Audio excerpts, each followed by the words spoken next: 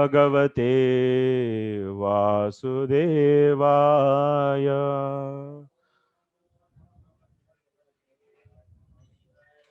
नारायणं नमस्कृत्य नरं चैव नरोत्तमं देवीं सरस्वतीं व्यासं ततो जयामुदीरयेत्। नष्टप्रायेष्वभद्रेषु नित्यं भागवत सेवया भगवत्युत्तमश्लोके भक्तिर्भवति नैष्ठिकी। Hare Krishna. So we are discussing. Welcome to everyone first of all, and we are discussing second canto, fifth chapter. Sloka 22 is over. We have to start 23rd. So you all know what we understood from previous slokas. So we'll study 23 onwards. We should finish this chapter today at any cost, and also should understand some important points in this. Purports are very easy, and some points I will highlighted points I can discuss. And yes, we'll try to understand the context and the meaning of all the slokas. The process of creation. It is starting from here actually. Already it is started from 22nd. And yes, in 21st sloka, what we understood? Kalam karma swabhavam cha. What is the meaning of 21st sloka? Kalam karma swabhavam. These three things. So Lord is accepting these three things. What is the reason? He doesn't need to accept the time, karma or the swabhav. Why he is accepting? Just to vibhubhushuha. Vibhubhushuhu. That means he wants to become many. He wants to appear many differently. Vibhubhushuhu. That is the reason. Okay. What mean? So who is accepting this kalam, karma and swabhava? Huh? Huh? Isha. Who is that Isha? Krishna. Huh? Krishna is accepting. Otherwise Narayana is accepting. Who is accepting? Or otherwise Vishnu is accepting. Who is accepting here? Mahesha. Mahesh.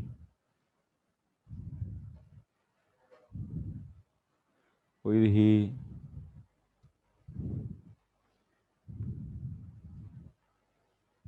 Accepting karma means what? Is accepting karma means what? Why he is accepting karma? Lord is accepting karma. What it mean?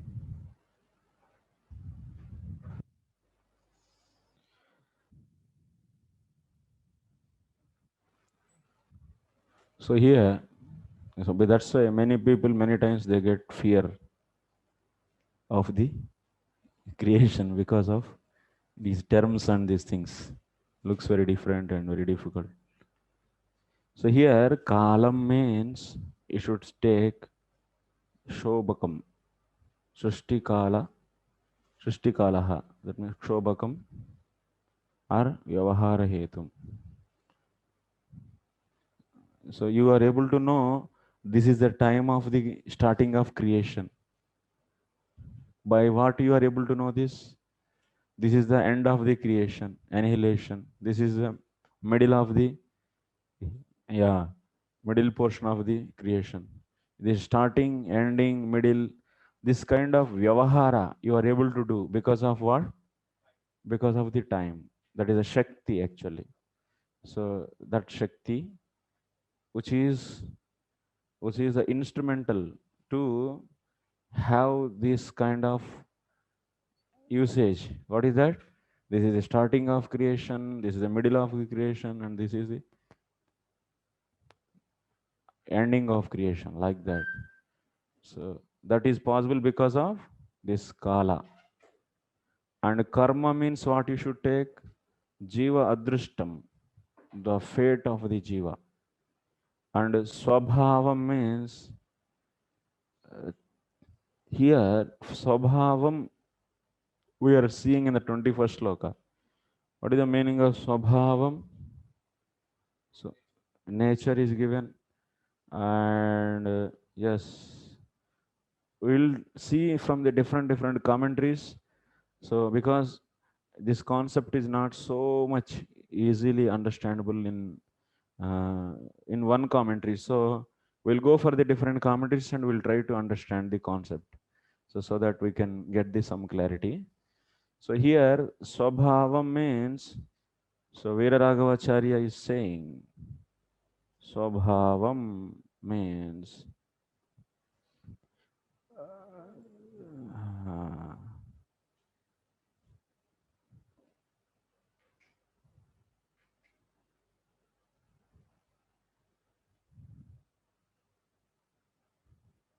प्रकृतेः परिमाण स्वभावः एतेषाम् उपादान. What is that? Kala means, kala is gunavaishamya rupa gunakshobha hetu. Time means what you should take? It is the element which is cause for the changes in the gunas. That is the one meaning. And another meaning of time is which is a cause or which is instrumental to have the usage of past, present, and future. That means this is starting of creation, this is the ending of creation, and this is the middle of the creation. So this kind of usage you are able to have because of this time. Okay, these are the two ways of explanation about the kala. And here karma means jiva adrishtam. Okay, that. And swabhavaha means prakrutehe parinama swabhavaha. The prakriti is having the nature. What kind of nature? Parinama swabhavaha. Prakriti is having the nature of changing. Parinama. Swabhava means prakrutehe parinama swabhavaha. Parinama means change. Swabhava means nature. Prakriti is having the changing nature. Prakriti's changing nature is known as here swabhava. Write the meanings of kala, karma, and swabhava. Okay.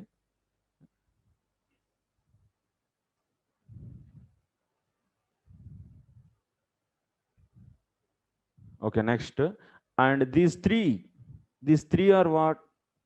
Etesham upadhanam. Nama swasa karyon mukhapadhanam. That means these three elements are with whom? With the Karanarno Sai Vishnu.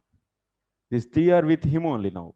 Now they are ready to act. So that means now when Lord wants to desire, when he wants to become many, what is that? Vibhushu. When he wants to become many, then what he will do? These all become upadade, means they are becoming the active now. They are ready to participate. Okay.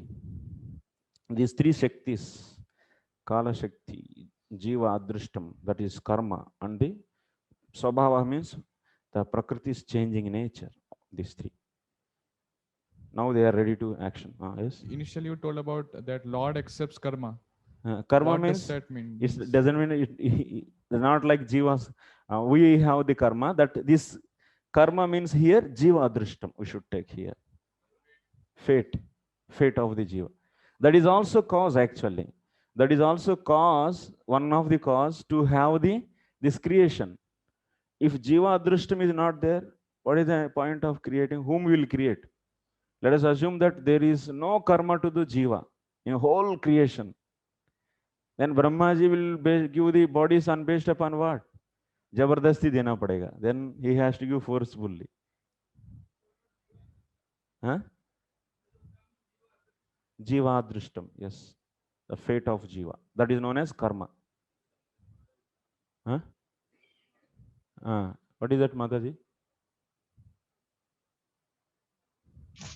Yes, Prabhu, I was asking that meaning of karma only, Prabhuji. You have Your just voice is not audible. कर्म का अर्थ ही पूछ रही थी प्रभु. Whatever you have explained just now, Prabhuji, can Okay. you please once again explain what is karma, Prabhuji? Karma means jiva Jiva adrishta adrishtam. adrishtam. Yes. अच्छा, मतलब fate means Adrishtam.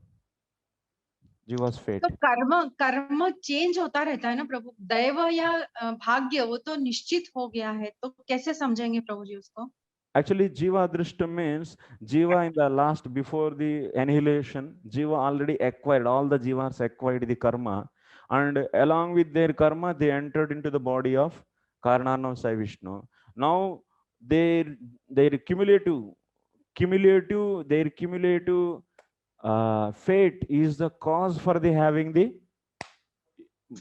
Brahmanda. Brahmanda is created for whom? For purpose of whom? For the purpose of individuals, these jivas. Now these jivas has to get the body and they should enjoy their karma. So for that there is a need of, they need the body, and there is a need of the place, that means lokas, various lokas. So that's why now this jiva adrishtam is cumulative, jiva adrishtam is ready. Okay. So for these three are needed: kala, jiva adrishtam, and one more thing is swabhavam. That means the changing nature. That means prakriti, which is not ready to change, that is not needed actually. Now the prakriti is also ready to change. So these three elements are now in active position with, and they are with whom? With the Karanarnam Sai Vishnu. Okay. Next 22nd sloka. It's clear, Mataji? Okay, next.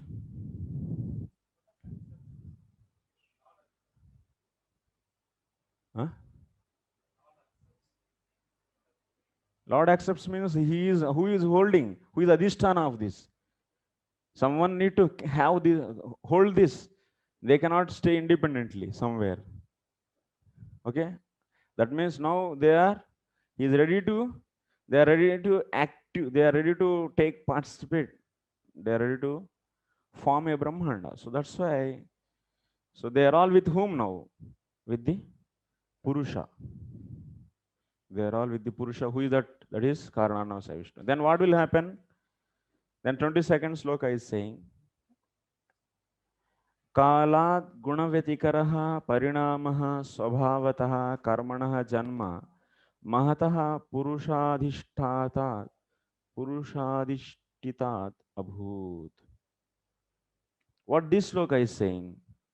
This sloka is saying kala karma.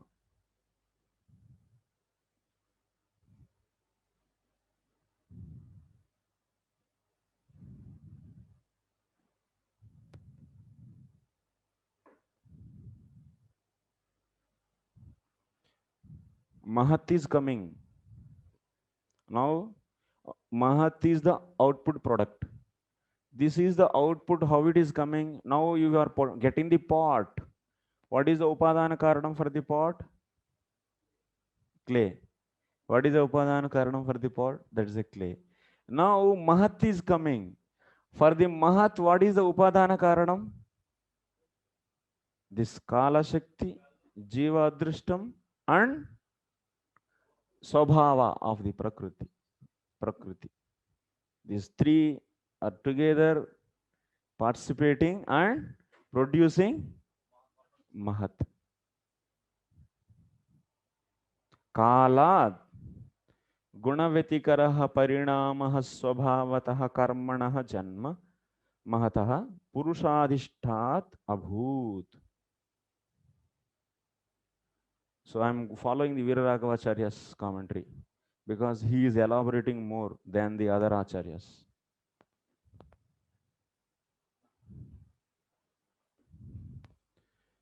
Okay, now 22nd sloka. Next step, what will happen? Now, Lord, in the Lord, these are all ready to participate. Now, what happened? by these three combination, Mahat is coming. How it is coming?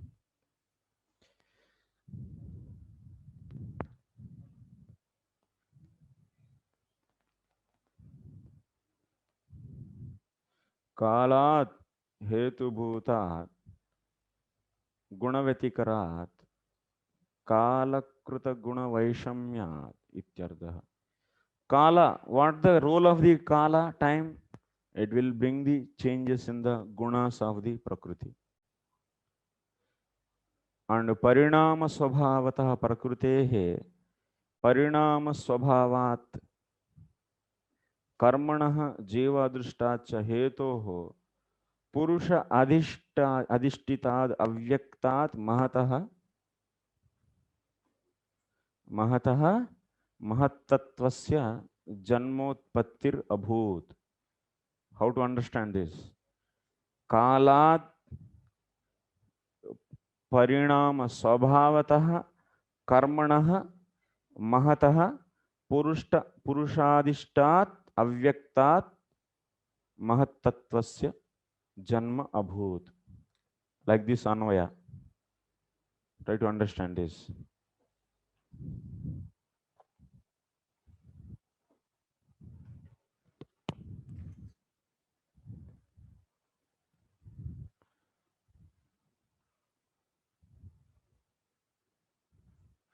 Kalaha and the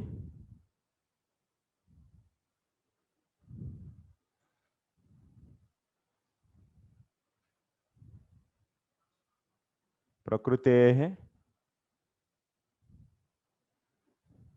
Parinama Swabhavaha.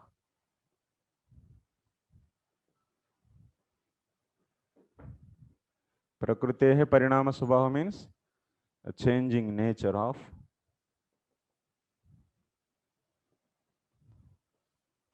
Prakriti.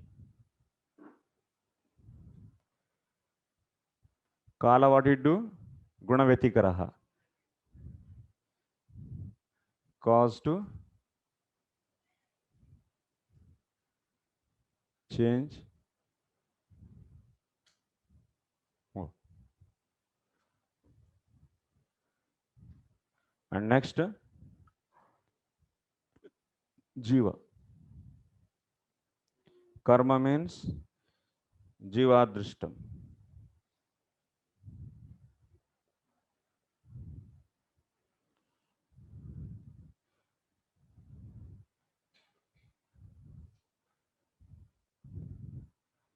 There is Avyaktam.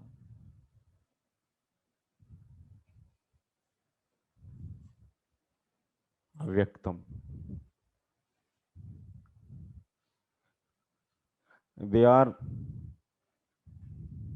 So now Avyaktam. Avyaktam means, which is the unmanifested form of Prakriti. So these two are the what? Hetus. These two are the Hetus, reasons.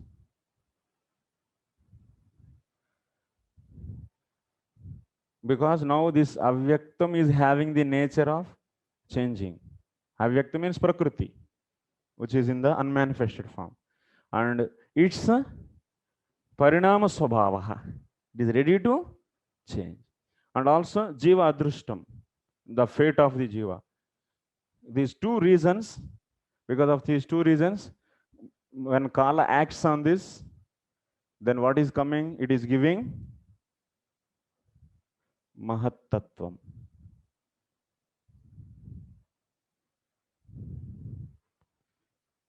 So it is in the Purusha Adhishthanat. Purusha Adhishthanat means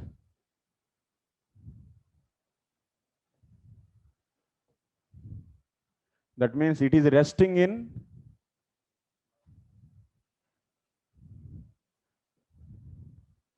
KSV.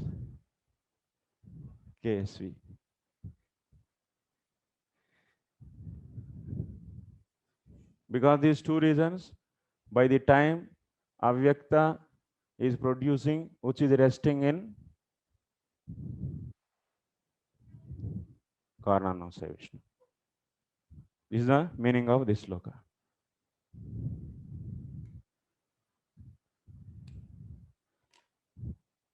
Next, 23rd. Huh?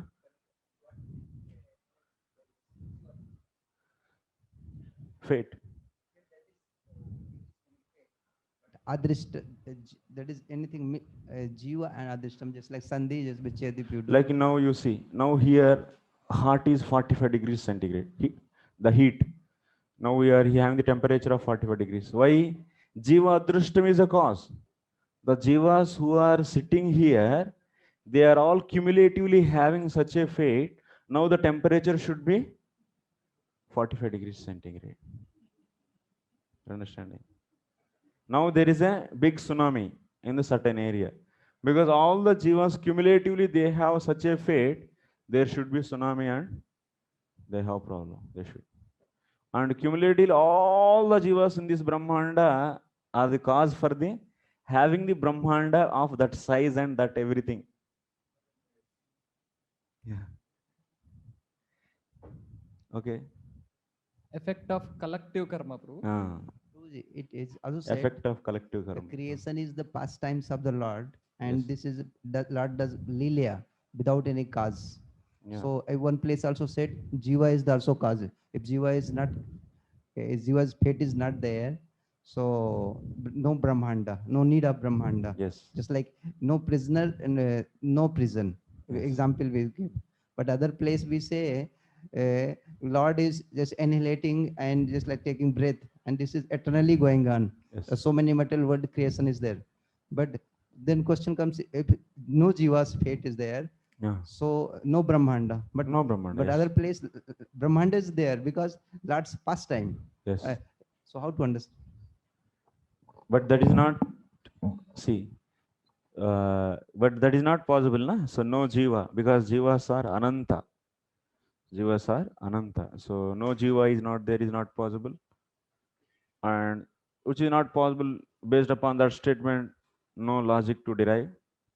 Logics are desired which are practical actually. So which are not practical, based upon that we cannot have any discussion actually. That is the one thing. And Lord's Leelas are always is what?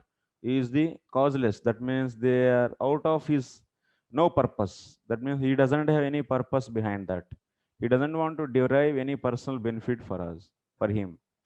So out of ecstasy only he does. All Srishti Leelas and all other, so Ruchiatmaka Leelas, all those Leelas, sweet pastimes, all those he does out of his ecstasy, is like a mad person dances. There is no purpose. Similarly, like this. Yes, that is also true here, because Lord just wants to expand. He is not saying that the jiva's karma is there, I should create, and that is a purpose. No, that is out of doing, but it's a side activity, byproduct. Like when Lord comes to up in this middle world to protect his devotees, automatically killing of asuras happens. It's a byproduct. It is a secondary anushangika karyam. Okay. A small question, Hmm. bro. So because it's a creation, Okay, well, let many us go. questions Let us will go. come, That, bro. huh? Many questions will come in this. No, I already discussed many times. But just how does Mahat looks like? Huh? This Mahat, how does it looks like? Acha, Mahat, how it looks like. It is there. Mahat is there everywhere. Now it is there in your body also, Mahat. Because its body is also composed of 23 elements. Everywhere it is there. I am seeing Mahat. You are not seeing? Shastra Chakshu. You should see through the Shastra. Shastra is saying Mahat is there. State we can say is Mahat. This whole universe is manifesting. Everything is manifesting out of 23 elements. Okay. So, yeah. Sometimes we say Mahat is also some places in Sankhya philosophy as intelligence. It's intelligence. Mahat is purely, it is Rajas and Sattva and Rajas is more. Increased Rajas and Sattva is there in that. And one way can say it is also intelligence. Some places, in some Sankhya books, so I have read like that. Mahat is also known as intelligence, Buddhi. Okay. Yeah. So that's why, so it is there with you also, okay? Yeah, Mahatattva. Yes. In the microcosm, it manifests as chitta, isn't it? Yes, it's all subtle elements. They are subtle. Buddhi is a subtle element. Okay, next, let us go forward. 23rd. Mahatastu vikurvana rajasattvopabhrumhitat tamah pradhanastvabhavat dravyajnana kriyatmakah. Translation. Who is the leader? Material activities Hmm. are caused by the Mahatattvas being agitated.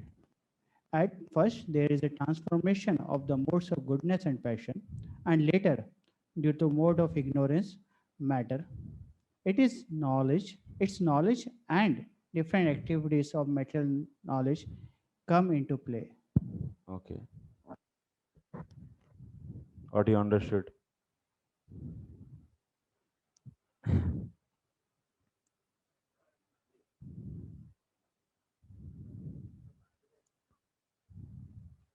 Mahatastu vikurvanat rajasattvopabrumhitat tamah pradhanastvabhavat dravyajnana kriyatmakaha. From Mahat, what is coming? Mahataha. From Mahat, Ahankaraha. What is coming? Ahankaraha. Vikurvana. That means Mahat is getting transformed because now the time is active. What it will do? It will bring the changes. It will bring the changes in the modes. So then that's why Mahat is also is affected by the time. So time, Mahat is produced and once again time acts on that Mahat. So then that is going to transform and give Ahankaraha.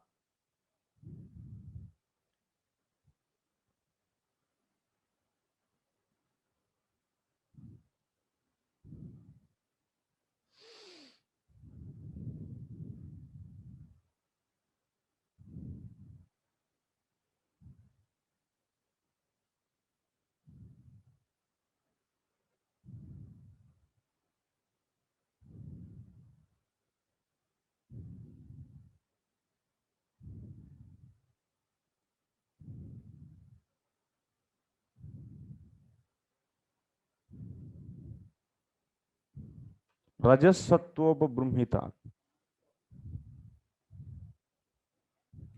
This Mahatattvam is there.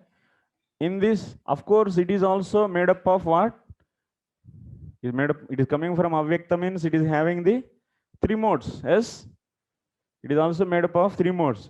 But which are prominent?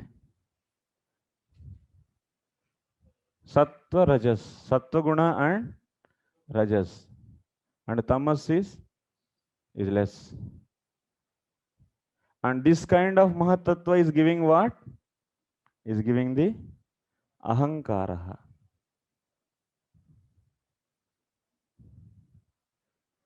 In the Mahatattva, which is prominent? Sattva and Rajas. Why? Why it is prominent? Because Kriya Gnana Shaktitva. In this, Kriya Shakti and Gnana Shakti.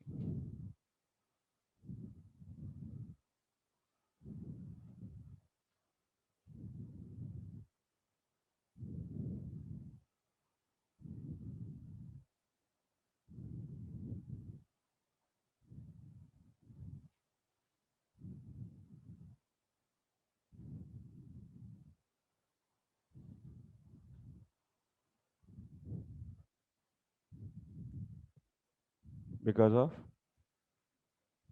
what Shakti is prominent in this? Kriya Shakti, Gnana Shakti.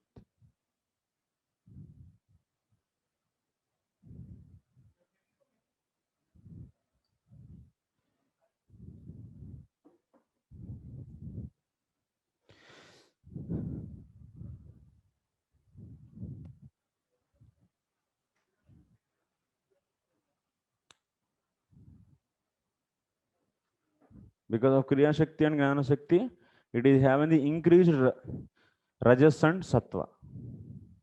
So that kind of Mahat is going to give, is giving the Ahankara. In Ahankara, what is prominent? In Ahankara, prominent is Tamas. Now in this Ahankara, what is the prominent? Tamas is prominent, and Rajas and Sattva are Alpa, Swalpam.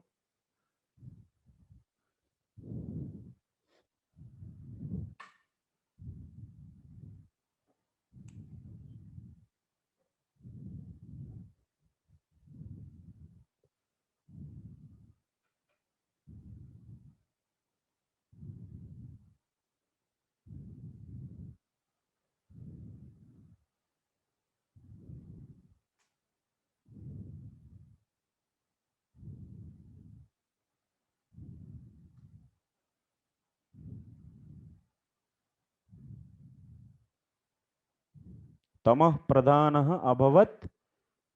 Kim abhavat? Dravya gnana kriyatmakaha.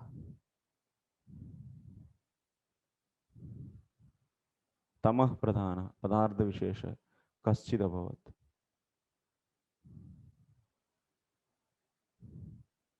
One second.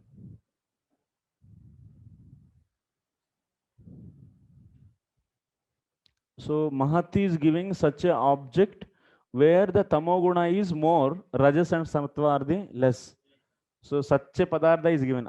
The word Ahankara is not given till now. In the 23rd, Ahankara is not given. Okay, you are understanding? In the 23rd sloka, Ahankara is not given. So wait for this. Only it is said that some padartha which is having the dravya kriya gnana shaktyatmakaha gnana shaktyatmakaha shakti atmaka padartha, some padartha came. That is ahankara only, but it is said like that here till now.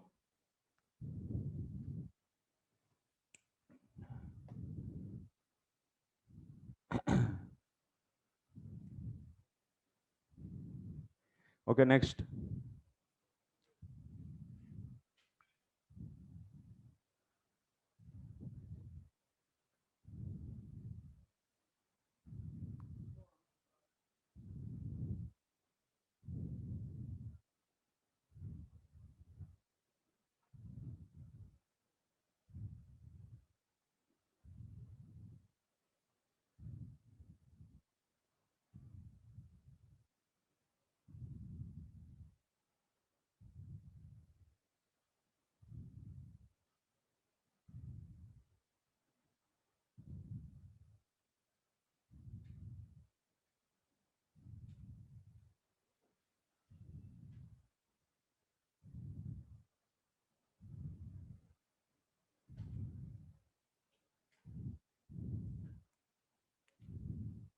Next, Sah ahankarah iti proktaha. 24 sloka. Sah ahankarah iti proktaha vikurvan samabutritha vaikarikas taijasascha tamasascheti yadbhida dravya shakti kriya shakti gnana shaktir iti prabho. What is the meaning of this sloka? This sloka is saying that this known now in this 24 sloka is saying dravya kriya gnanatmakah padartha is what? Is ahankarah. Okay, is said as sah ahankarah iti proktaha. In this, what is prominent? Tamoguna is prominent. Why tamoguna is prominent in the ahankara? This is equal to. Why tamoguna is prominent? What the activity ahankara does? Ahankara will does? Is going to, it is going to cover. Yeah, it is going to cover your identity. False ego. That means it is hiding.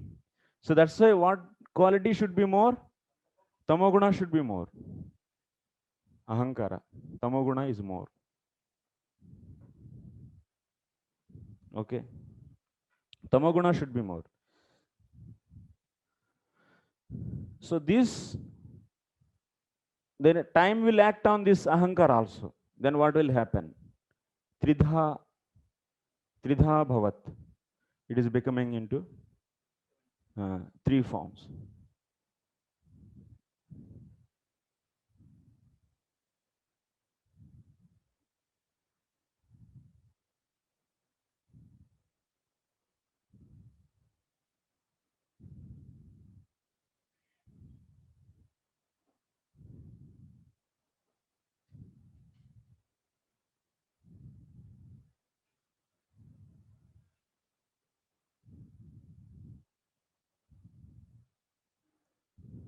It is three types.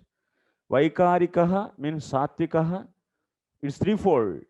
This is threefold. What is that? It is Vaikarikaha means satvikaha. Satvika hankar. Next, Taijasaha. Taijasaha means it is Rajasika. Rajasika hankar and Tamasaha. Vaikarika Tajas Tamasasya yat Tridha. Tamasaha. This is Tamasaha. This ahankara is three types. And Trividyam. Vaikarikaha, Satvikaha, Taijasah, Rajasah. So yad bidha yasya bhedaha. Why these differences are coming in this? Now you are having 10 pots. You are dividing into three groups. Because these pots are, one is in the white color, one is in the red color, and one is in the, few in the black color, few in the white, few are in the red, and few are.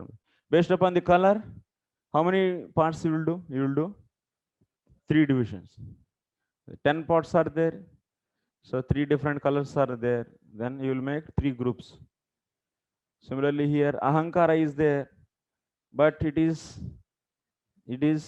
divided into Rajasika, Tamasika Hankara, Rajasika Hankara, Satvika Hankara. Based upon what principle? What is the principle? Dravya Shakti Kriya Shaktir Gnana Shaktir Iti Prabho. Because of the, what is the dividing principle? Dravya Shakti, Kriya Shakti, and Gnana Shakti. Means, what it means? That means Ahankara, which is having the ability, the ahankara which is having the ability of what?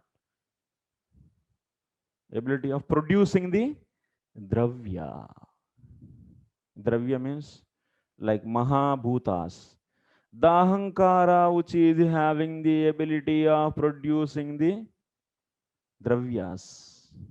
That is known as tamasika ahankara. Okay, try to understand. Ahankara is vaikarikaha means satvikaha. Satvikaha, Rajasikaha. Taijasaha means Rajasikaha and Tamasaha. Why this ahankara is known as Rajasika ahankara? Because it is having the ability of producing the some kriya padarthas. So that is senses. And why it is known as tamasika ahankara? Because it is having the ability of producing dravyas.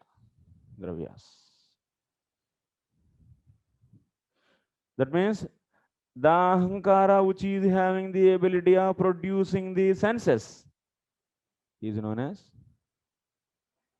Rajasika ahankara. Dravya Shakti, Kriya Shakti, Jnana Shakti. These three Shaktis.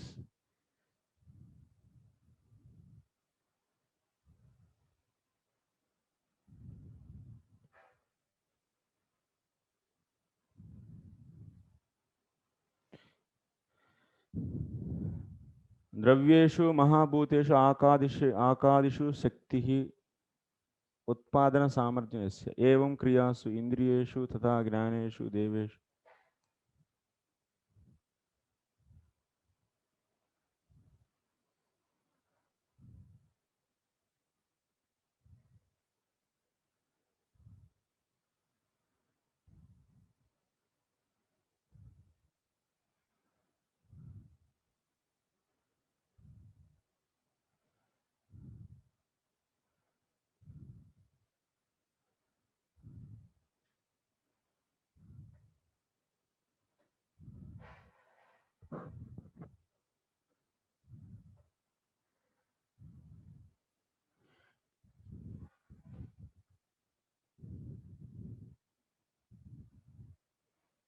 तामसिक अहंकार because ability. What is this pen?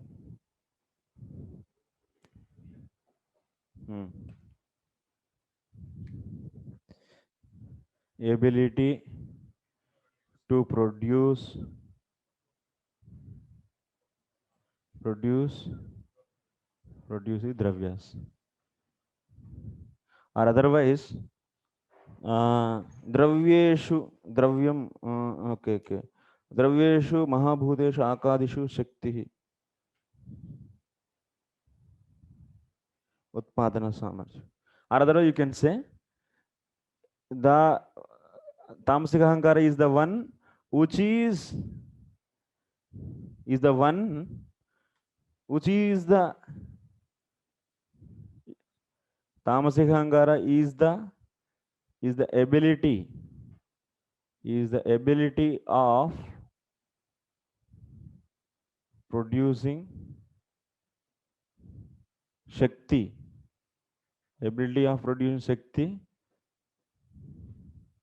which is that shakti is to produce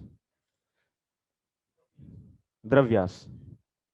Dravyeshu shakti, that means whatever shakti is there in the dravyas, pancha mahabhutas, so that shakti can be produced by tamasika ahankara. Tamasika ahankara, what it will do? It is the ability of producing the shakti. But that shakti, for what purpose? That shakti is useful to have mahabhutas. Okay, tamasika ahankara, write it. Tamasika ahankara is nothing but it is the ability of producing shakti which is used to produce mahabhutas. Similarly, so rajasika ahankara means what? It is also ability of producing shakti which is used to produce senses. And sattvika ahankara means what? It is the ability of producing the what? Producing the indriya adhisthana devatas.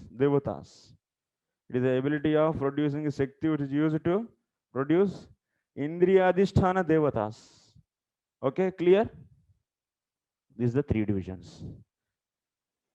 Like this, what happened? Ahankara is three types. We divided this: dravya guna, dravya kriya, gnana shakti. Iti Prabhu. So now here Vishwanath Chakravarti Thakur is adding some points.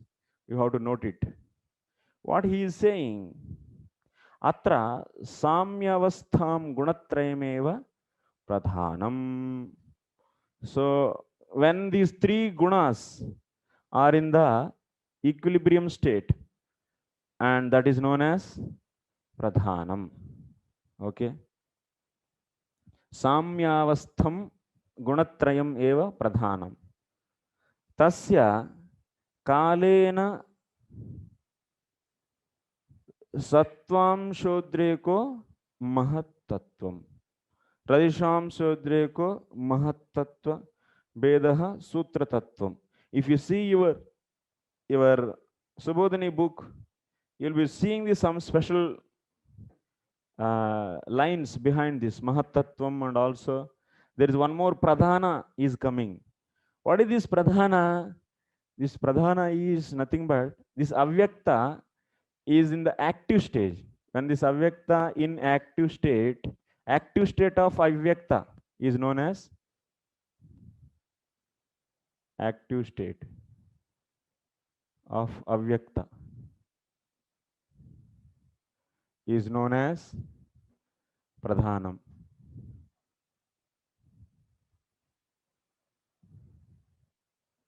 Here what? Three modes are now in equilibrium state. In this stage, three modes are in equilibrium state.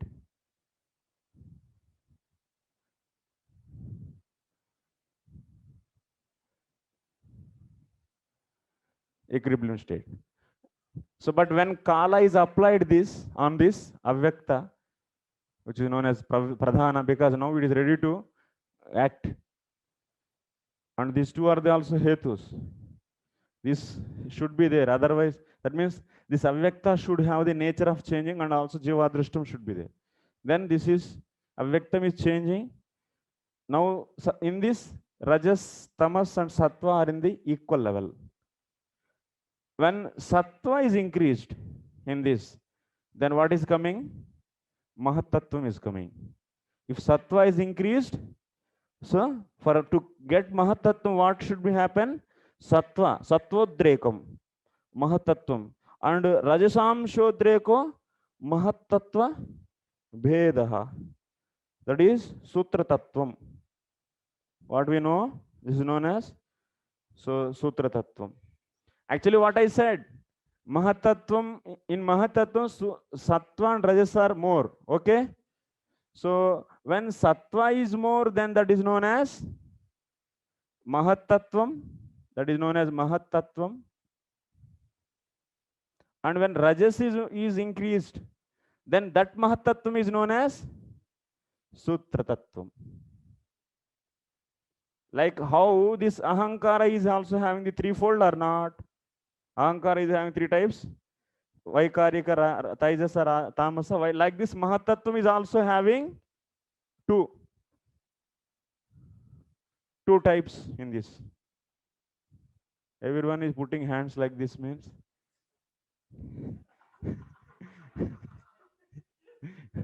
Surrendered. Out, I am out. I am coming out from this discussion. Gopal Chand Prabhu. Rukna nahi. And Vipin Prabhu.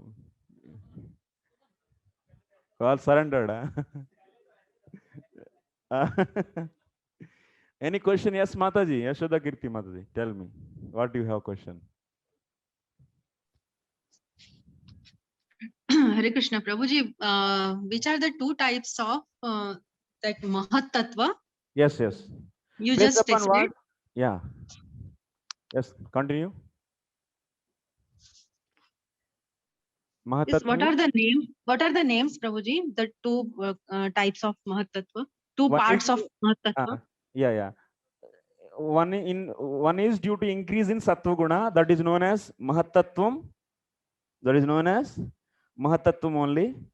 And when rajoguna is increasing, so in the when the rajoguna principle is increased, then that mahatattvam is known as sutra tattvam. Mahatattvam can be found as two ways. Prabhuji, one more question I have. Yeah. Okay. Prabhuji, that is related to that avyaktam and pradhana. Pradhana is the inactive state, na? Just ready to act now. It's ready to act. Okay. Pradhana is ready to act. So that is Mahat Tattva, na, Prabhu? No. Mahatattva is coming from the pradhana. Yes. So when pradhana is inactive, pradhana becomes when active, then it is called Mahat Tattva, na, Prabhu? No. So how we can say that pradhana is active? It's inactive state, na? No, pradhana is producing the mahatattva. I can't understand. Please kindly explain, Prabhu.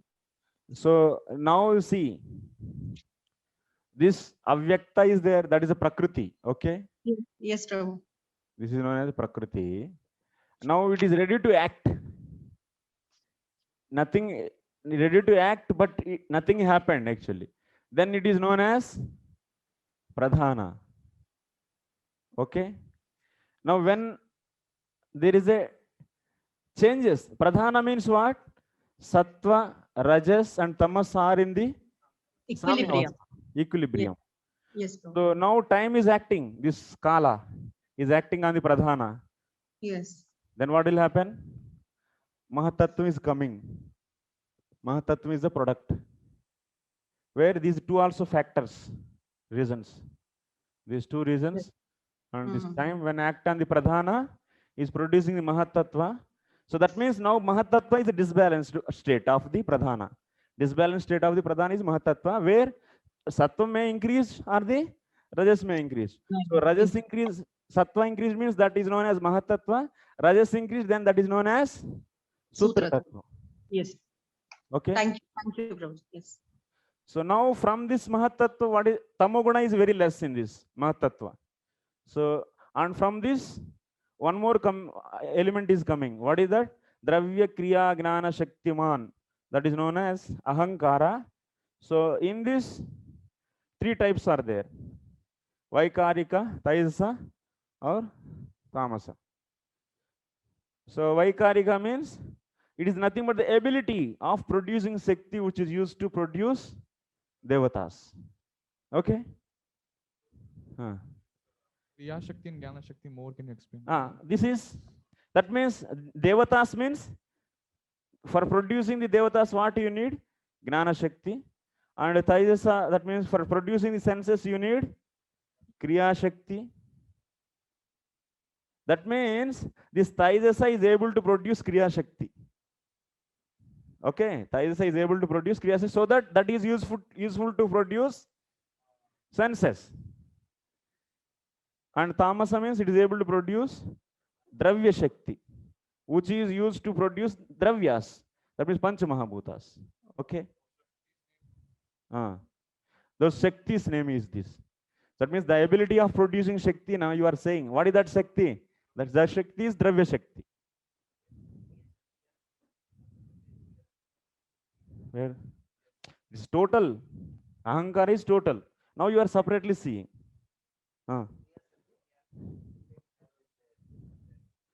Different arrow, where different arrow? I am not getting.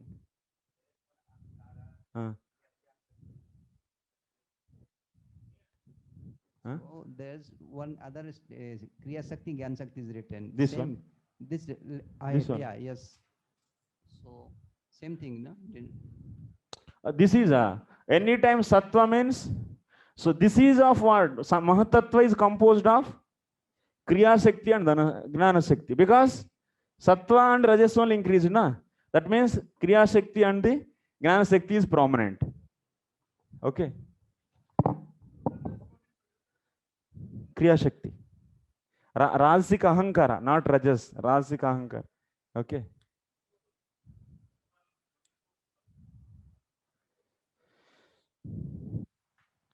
Okay.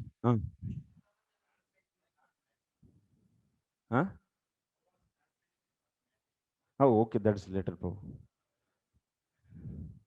That's later. Okay. Yeah. Okay.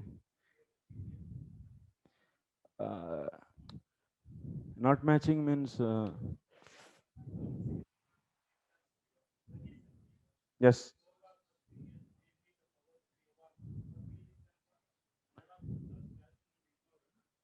Namely, the powers that evolve matter, but goodness is matching for evolving matter. Where is that? The translation of 24th verse. The self-centered materialistic ego, thus being transformed into three features, becomes known as modes of goodness, passion, and ignorance in three divisions, namely the powers that evolve matter, knowledge of material creation, knowledge of material creation, and intelligence of the that guides such materialistic activities. Narada, you are quite competent to understand this. Yeah, what is the problem, bro? Name their goodness, passion, and ignorance comes in the sequential order. So then, namely, it should be for goodness, the intelligence should come first, na? The sequence. Okay, that's okay. Because you have explained as per the sloga correctly. Yes, yes. But here the sequence is different. Yeah. Direction.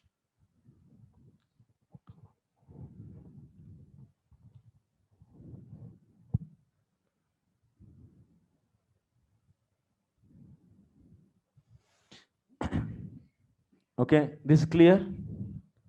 Next sloka.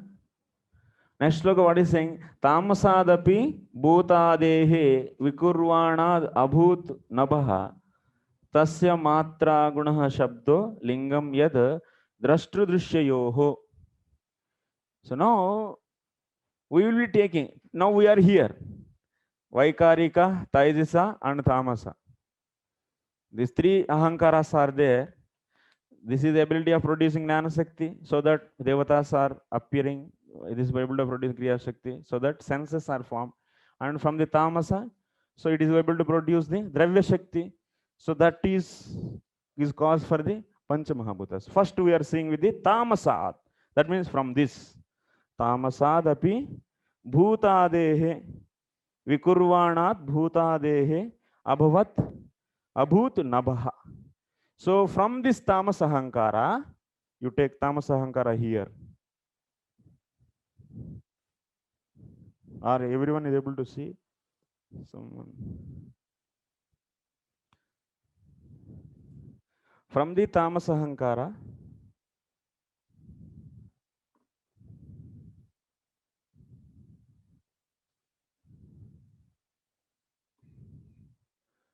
it is producing what? It is producing the first Shabdaha. And that Shabda is producing what? Nabha. And this Nabha is producing what? Is what? Next, Nabha. Tasya matra guna shabdo linga. Okay. This 25th sloka saying this. Tamasahankara is producing the Shabda and Shabda is producing the Nabha. And what is this Shabda? That is said here. That is what? Drashtru Drishyayoho Lingam. Drashtru Drishyayoho Lingam. The Shabda is Drashtru Drishyayoho Lingam.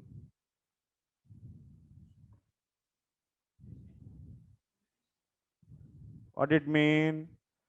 It means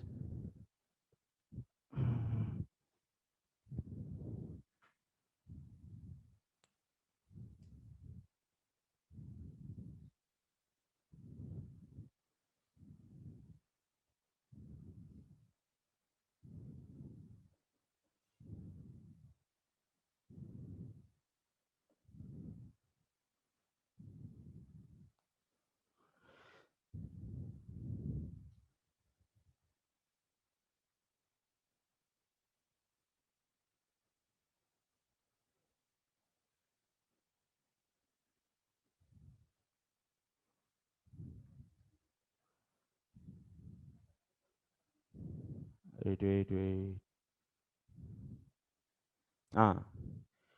Paravrutteshu parokshopi yaha Vasudeva Dasharadadihi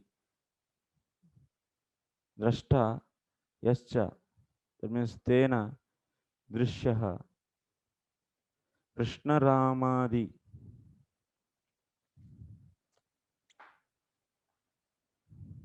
Tayoho Dvayoho at Lingam.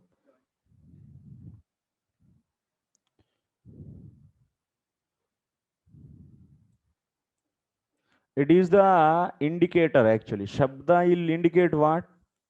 Even you are not there in that scene, but this Shabda is going to indicate in that scene Drashta and Drishya. Both can be indicated by the sound. Sound indicates the seer and seen, which are in the paroksha, indirect.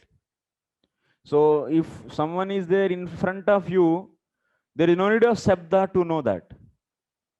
So Tapomai Prabhu is in front of me. So to have this knowledge, there is no need of Shabda. Pratyaksha is enough.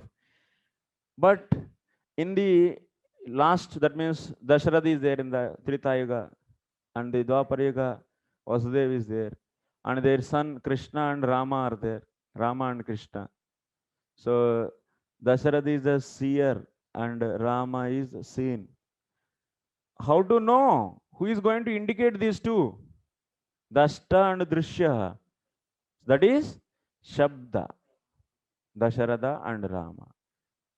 Shabda. That is the use of Shabda. Shabda indicates which you are not seeing, which you are not perception, which are beyond your perception. Those objects can be indicated by the Shabda. If everything is in front, is there any need of Shabda? Shabda is needed to know the objects which are beyond your scene, beyond the scene. Yes.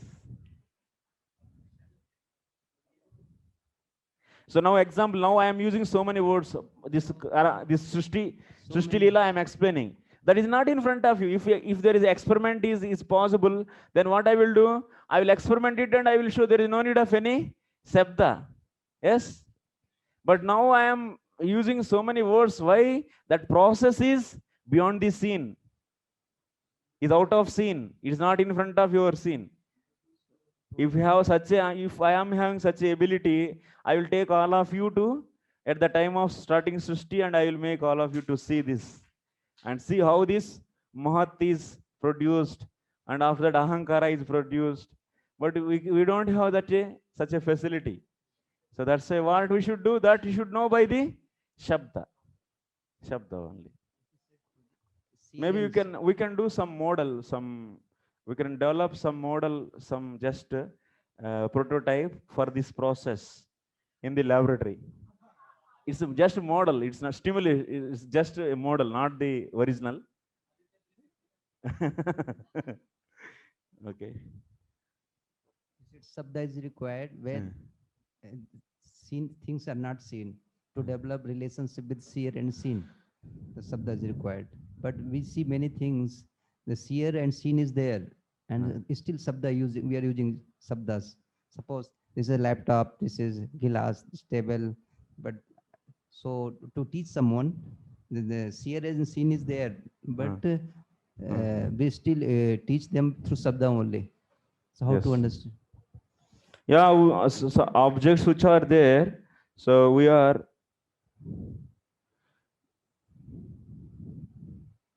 also using this Shabda. That's a normal use, but what is the prominent use of the Shabda? Prominently it is used to know the objects which are not in the scene. You can say another way also. If you want to ask someone to bring laptop, bring. It's enough. Is there any need? No need. But there is compulsory to know the objects which are there in the yes or no? In the Pratyaksha is there. If you want to ask someone to give, you can do that. There is not prominently, it is not necessary. But for the quick and easy understanding, we can use Shabda. But what is the main use of Shabda? That is the thing. Beyond this scene. Okay. Okay. Now Shabda is produced from what? From the Tamasa Ahankara. Shabda is coming. And that Shabda is producing the Nabaha, means sky. So then that Shabda is like this. Okay, next. Nabasotha vikurvanat abhus sparsha guno nilaha parananvaya sabdavamsha prana ojasaho balam vayorapi vikurvanat kala karma svabhavataha udapadyata tejo vai rupavat sparsha sabdavat taijashastu vikurvanat asidambo rasatmakam रूपवत् स्पर्शवच्चाम्बो घोषवच्चा परान्वयात् विशेषस्तु विकुर्वाणाद् अम्भसो गन्धवानभूत् Paranvayadrasasparsha Shabda Rupa Gunanvitaha. These are all very easy flow. Now what is going to happen? That, translation, you can read translation. Because the sky is transformed, the air is generated with the quality of touch. Yeah. And by previous succession, the air is also full of sound and the basic principles of duration of life, sense perception, mental power, and bodily strength. When the air is transformed in course of time and nature's course, fire is generated, taking shape with the sense of touch and sound. Since fire is also transformed, there is a manifestation of water full of juice and taste. As previously, it also has form and touch and is also full of sound. And water being transformed from all variegatedness on earth appears odorous and as previously becomes qualitatively full of juice, touch, sound, and form respectively. So now what is explaining?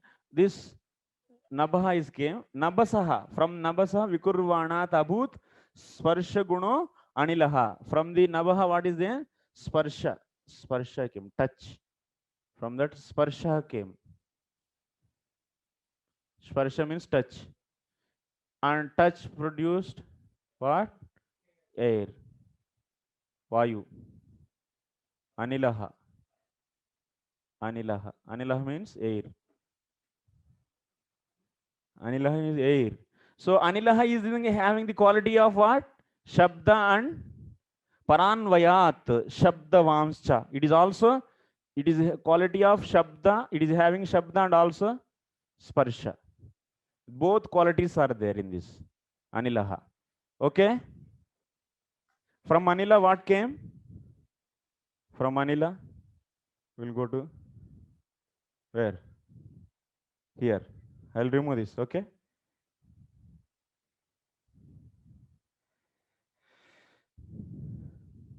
This Anila is producing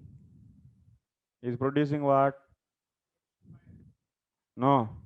Form. Rupaha. It is producing the Rupaha.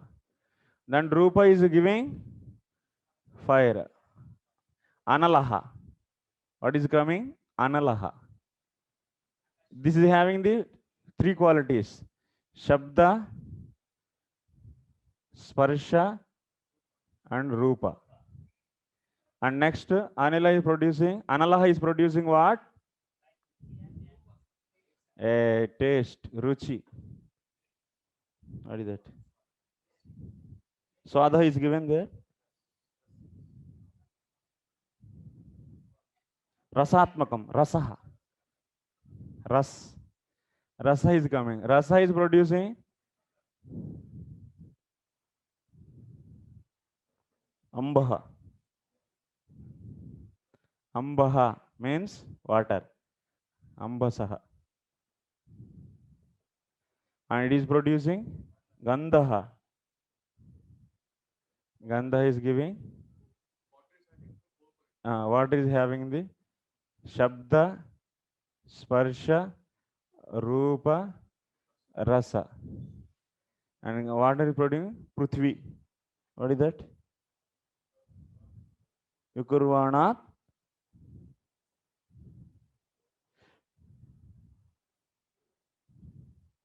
What is the final one?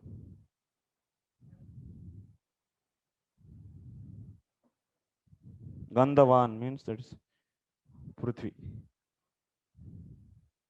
Prithvi. It is having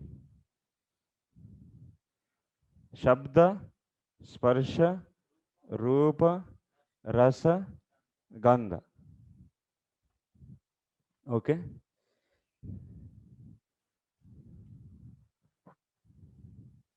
We'll come to the purports once again after finishing this flow. It is. Huh? Huh? Ah. Yes, yes. In We can make an animation. Yeah. Animation model.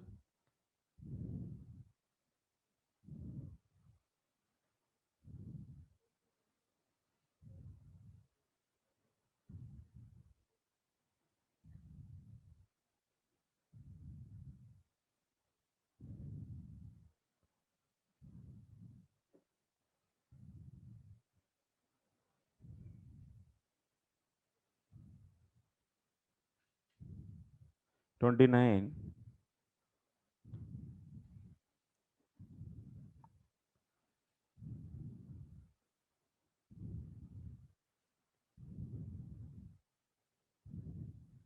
Vishesha means Prithvi.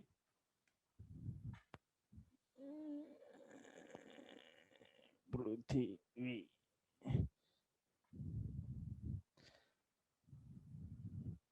What 30 is saying? वैकारिकात्मनो जग्ने देवा वैकारिका दशा दिग्वतार्क प्रचेतो Shri वह्नीन्द्रोपेन्द्र मित्रका. So see, now out of these three, ahankara is having the three forms: vaikarika, taijasa and tamasa. Tamasa we did, but what is missing? These two are remaining. Now taijasa, that means rasika ahankara. Rasika ahankara means what? It is the ability of producing what kind of shakti? Kriya shakti. What is the use of that? That kriya shakti? Senses, produces senses. That is. And vaikarikaha. Oh, we are coming to vaikarika, sorry. Vaikarika means this one. So vaikarika means satvika ahankara. Satvika ahankara is the ability of producing what shakti? Gnana Shakti. So by that Gnana Shakti, what are produced? Devatas are produced. Okay. So this Vaikarikaha means Sattvika Ahankara is producing the ability of producing Gnana Shakti. That is producing what? Dig Vata Arka Pracheto Shvivahindropendra Mitrakaha. Translation: from the mode of goodness, the mind is generated and becomes manifest.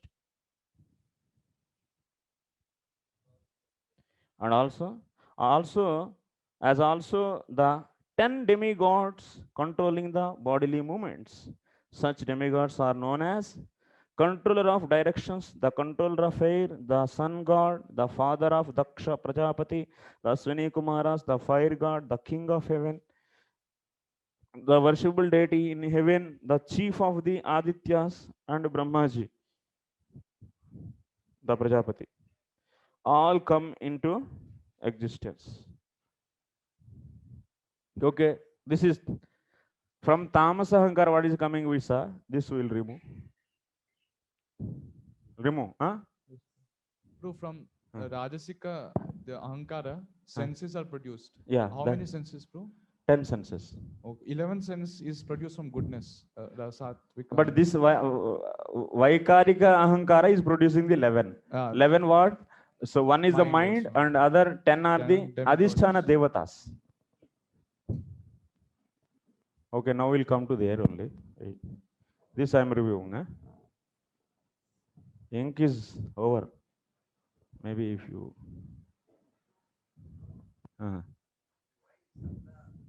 From Tamasa only, why not Vaikarika Sattvic? Because Sabda means gives knowledge. Knowledge comes from Sattva Sanjayate Jnanam.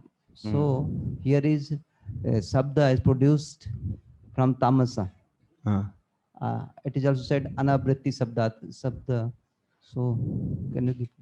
No problem. Let it be. What is it?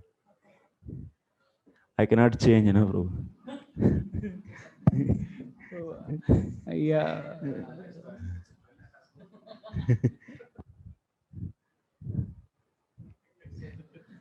I also have two questions for. Okay, you are all targeting me.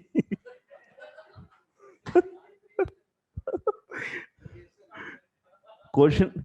It is easy to ask question, but answers are very difficult. The most easiest thing is universe is asking questions. The most difficult thing is answering, actually. Two,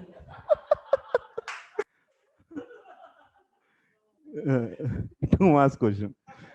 The most difficult thing in the universe. What is that? I don't know. The easiest thing in this universe. Write this, and then you'll get 2 marks. Maybe. Mataji, don't write.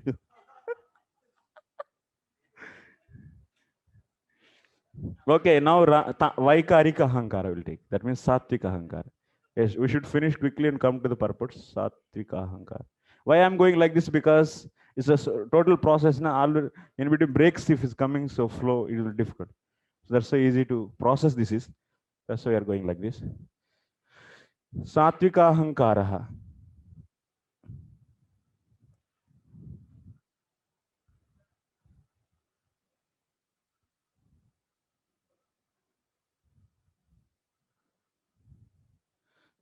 What it is producing? It is producing the mind.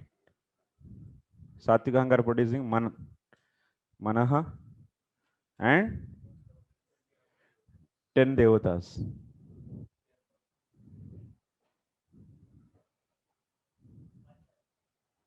So it is given in the Subodhini also. For which sense what? They are all that these 10 devatas are these 10 are the Indriya Adhisthana devatas. They control senses. Controlling demigods. They are produced. So these, so then what will happen?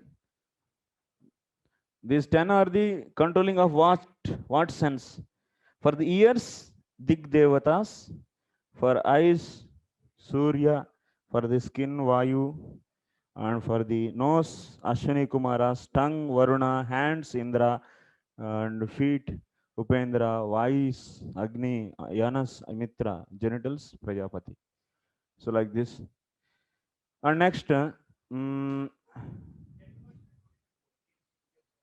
yeah, what is that? So this Brahma has not been created so far. Just before Brahma, these things is happening. And these demigods are appeared, and later this same person will appear from the at the time of creation, the part of the demigods. It is little bit Ajanaja Devatas in the 3rd canto, 5th chapter also. Once again, we are hearing these 10 demigods are glorifying the Lord. We will hear the prayers. So that means now till now Brahmanda is not at all formed also actually. So these devatas, principles of these devatas are created. So how this? That means they are before to Brahmaji. We should think like that or not? This is the question, na? This is also a question for me.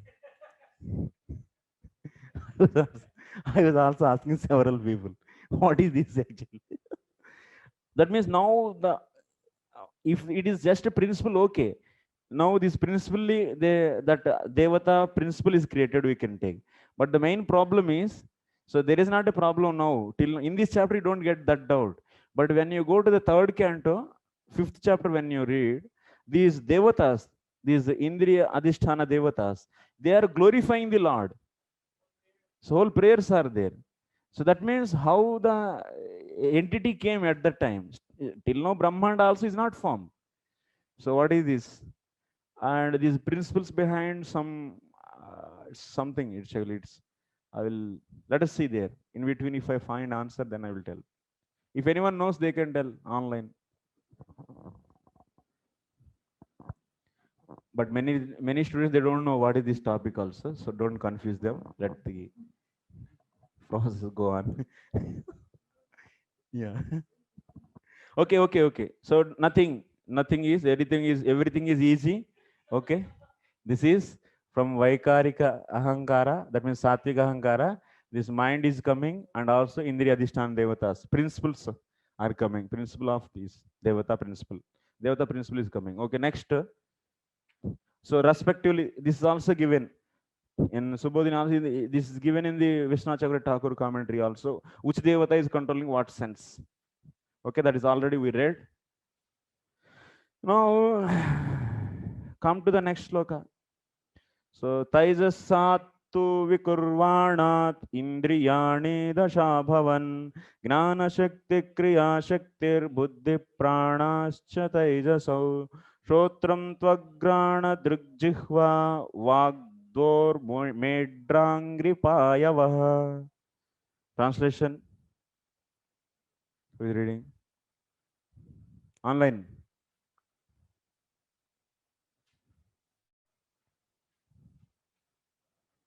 Online. Jai Gopinath Prabhu. Jai Gopinath Prabhu. Yes, am I audible now?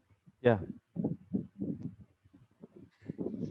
By further transformation of the mode of passion, the sense organs like the ear, skin, nose, eyes, tongue, mouth, hands, genitals, legs, and the outlet for evacuating, together with intelligence and living energy, are all generated. Here, this is the point. Now, these are all coming from the one remaining one. This is Taijasa. Taijasa Ahankara. That means Rajasika Ahankara. From the Rajasika Ahankara, these 10 senses are coming. These 10. That means which Shakti is Rajasika Ahankara is having ability of producing what? Which Shakti? Kriya Shakti. So that Kriya Shakti is cause for these senses. Here one more point you should understand here. Taijasat, that means Rajasahankarat Dasha Abhavan Tatra Pancha Gnana Shaktihi means Buddhihi Pancha Kriya Shaktihi Pranaha Buddhi Pranau Taijasau Ataha Pancha Shrotradayah Buddhi Visheshaha Pancha Vagadayah Prana Visheshaha Ityardaha. So here you should take one more point here. Rajasahankara, you should take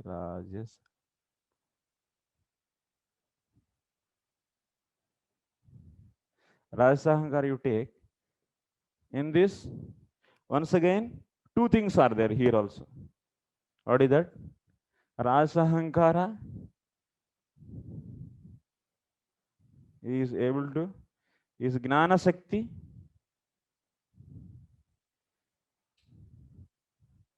and Kriya Shakti. Rajasahankara is able to produce, it is itself is prominent is Kriya Shakti only, but it is able to produce Gnana Shakti and also Kriya Shakti. Okay?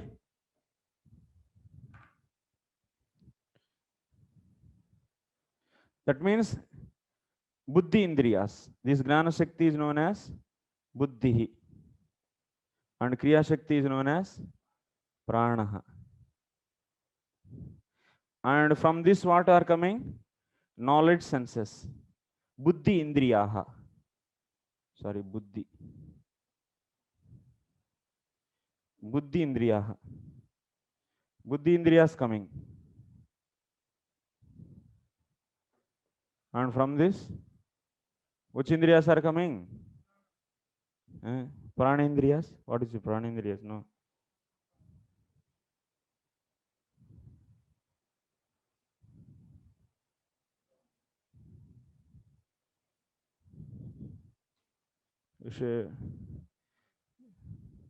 Working senses. Kriya Indriyas. Working senses. Okay.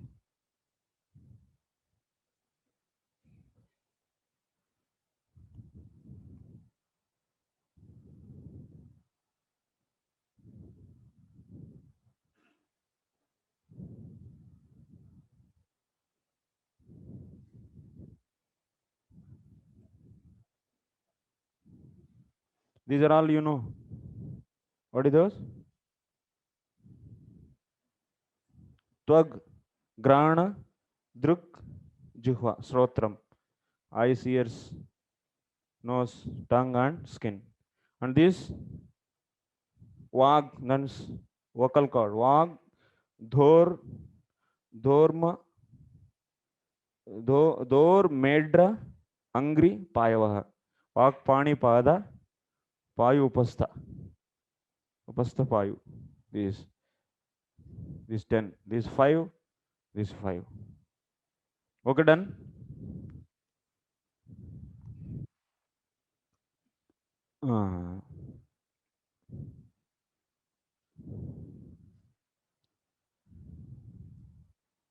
Next.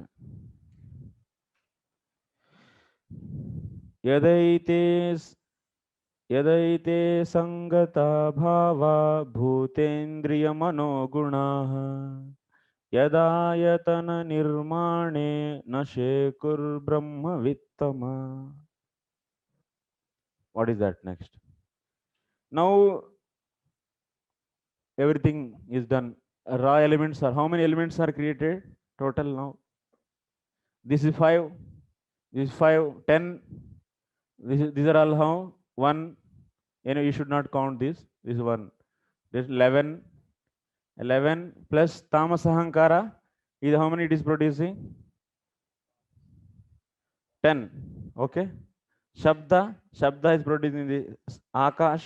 Akash is producing the Sparsha. Sparsha is producing. Total kitna? 10. 10. 11 plus 10? 21. 21 plus this Ahankara.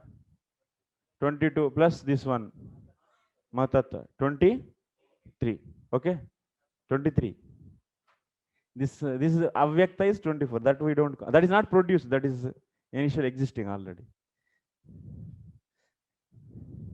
Total 23 elements are produced.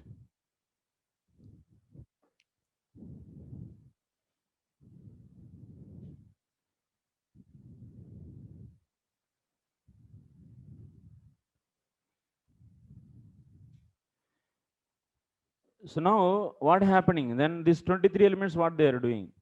Na shekuhu yad ete asangata bhavaha bhutendriya manogunaha yadayatana nirmane na shekuhu brahmavittama.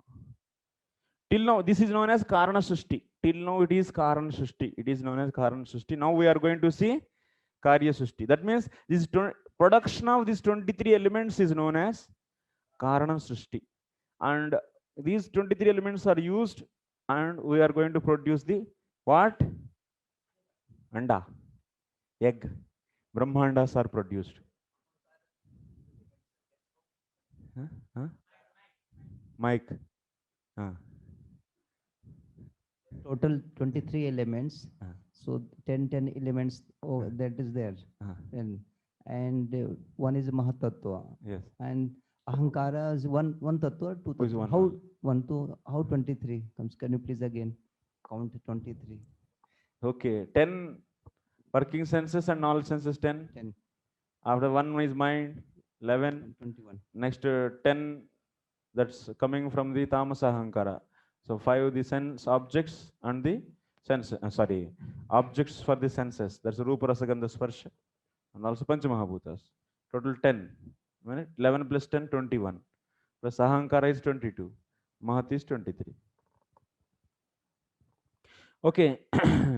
What is the translation of this? O Narada, best of the transcendentalists, the form of the body cannot take up as long as these created parts, namely the elements, senses, mind and modes of nature are not assembled. Ete asangata amilita asan ateva yada ayatanasya sarirasya nirmane na sheik. Now they are all individual. They are all created, and so with the support, with the location of the Karnanasaya Vishnu, with the support of the, with the shelter of the Karnanasaya Vishnu, these elements are produced. Now they are all individual elements, but they should now come together. So then only they can produce the Brahmanda. So now the point what is said in this 32, since they are all individually separated, so they are not going to produce any body. Body means Brahmanda. That is said. Next, then what will happen? Tada samrutya chanyonyam bhagavashakti shodita sadasatvam upadaya chobhayam sasruju hyadaha. So thus when all these became assembled by force of energy of the Supreme Personality of Godhead. This universe certainly came into being by accepting both primary and secondary causes of creation. What it mean? So 33 is saying,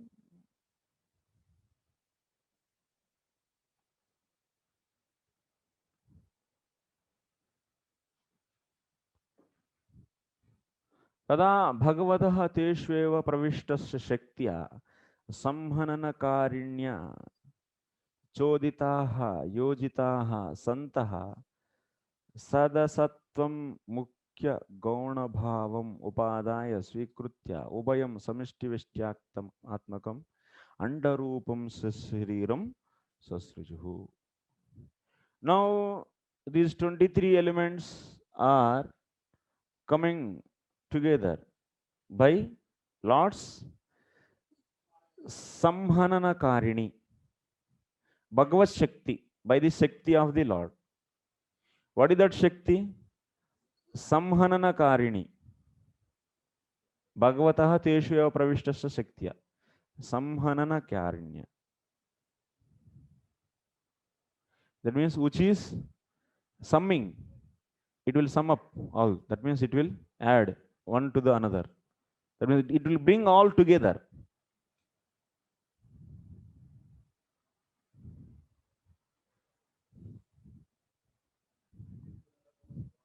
Huh? Leliji, Vipin Prabhu, what is your question? Prabhuji, previously we were discussing about this sense devatas, which were born before Brahma. The answer must be this, Prabhuji, because the Karna Srishti does not produce body. Yes. So it means that they are the Shaktis of Lord, energy, which are created before. They haven't formed body yet. When the Lord enters into the universe, then the bodies are formed. So the answer must be this, since it is a Karna Srishti. Now when Karya Srishti comes, then the Devatas will also produce along with Brahma, before Brahma comes. I think this must be the answer. No, Prabhu. We are asking how, after Karna Srishti, how they immediately glorify. That's the question actually. Now 23 elements are there, Prabhu. Ink is not there.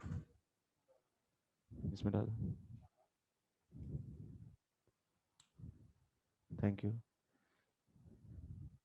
These 23 elements are produced. These 23 elements now what? They are all individual. 31 sloka, what is saying? 32. They are all separated, individually existing. So there is nothing is going to happen. Body should be formed. That means Brahmanda should be formed. So for this what? On these 23 elements, Lord is sending his energy. Lord is sending his energy. So by this, what this energy is doing? This energy is bringing these elements together. What is that? Samhanana Shakti.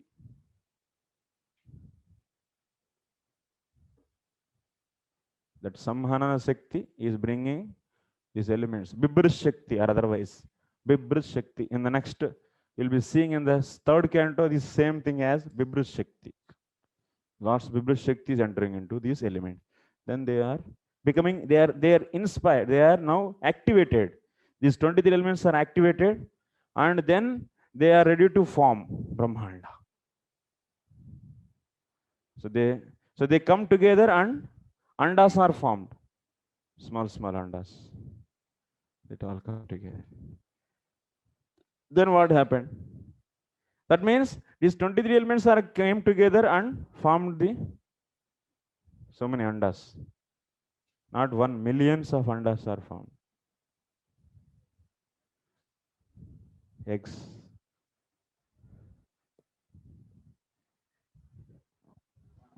What happened to these eggs? Huh? Pani. Thank you.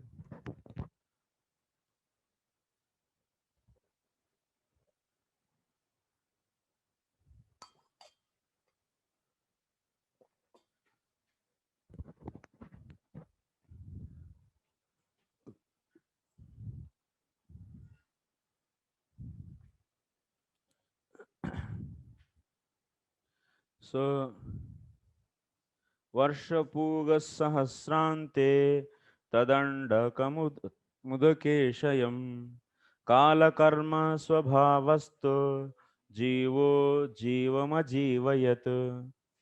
From here we should little bit focus.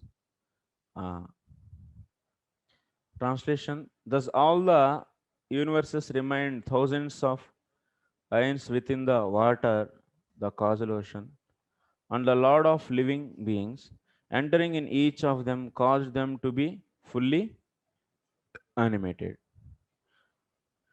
So now andas are formed, but these andas are not active. These andas are not active. Now what is happening? Varsha pugaihi, Varsha puga, Varsha samuhaihi. That means yat sahasre. That means 1,000 years these andas are lying in the water, in that causal ocean. Sahasra varshante. At the ending of 1,000 years, Jivaha Hiranyagarbhantaryami Purushaha Jivayati. So Jivayati iti utpattehe. Jivaha means Jivayati iti Jivaha. In this sloka, Jiva means what you should not take? You should not take Jiva means living entity. No. Here Jiva means Jivayati iti Jivaha. Jivayati iti Jivaha. Jivayati iti Jivaha. So who is that? Hiranyagarbhantaryami Purushaha. That is the this Karnano Sai Vishnu is entering into all these eggs in the form of Garbhodaka Sai Vishnu. Prabhu is the Hiranyagarbhantaryami. Karnano Sai Vishnu entering now into these all eggs, okay, in the form of Garbhodaka Sai Vishnu.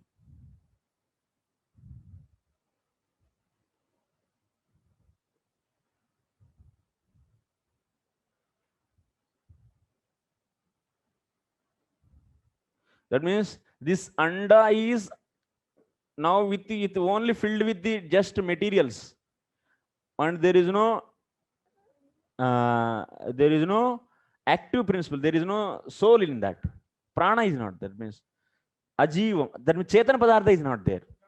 In this Chetana Padartha is not there when it is created. 1,000 years they are lying. Then what? Chetana Padartha means Lord is himself is entering into that. So that's in the form of Garbhodaka Sai Vishnu. So that's why he is known as Jivaha. Achetana Padartha is bringing into the activeness. So that's why he is known as Jivaha.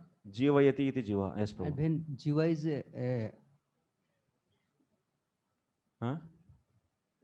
Jiva is how the 23 elements they become andas. Now Lord is entering. Yeah. So when Jiva just like enters living each individual living entities.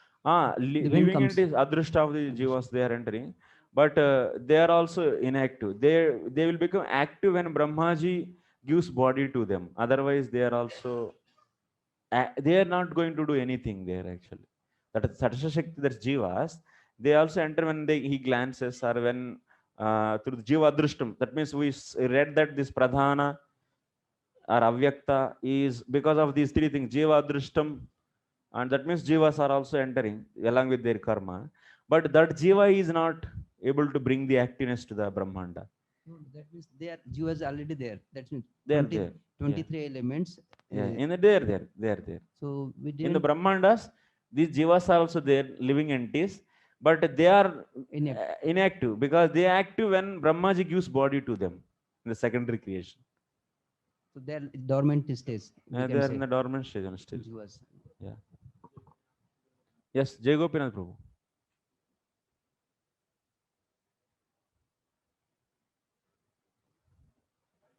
Prabhu, unmute, bro. Yes. Yes, Prabhu.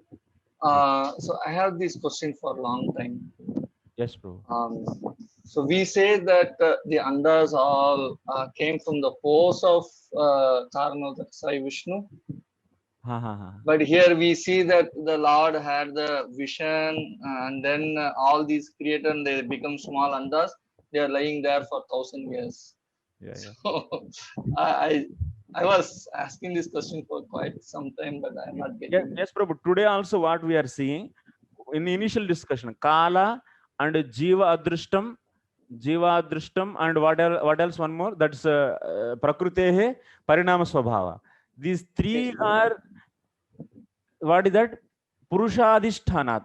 That means Avyakta. That means these three are the, Kala is the cause for the Avyakta. Kala is going to act on the Avyakta, which is lying in the Purusha only. That means we are saying glancing. Is it really this Avyakta is outside to him or on his only body? That physical location is not clear actually. You are understanding here. So, but this Avyakta is, this Prakriti is resting on Karananusaya Vishnu, I said actually. You remember? Yes, yes, Prabhu. And also, yeah, this Karananusaya Vishnu body is also spiritual actually. It's completely spiritual.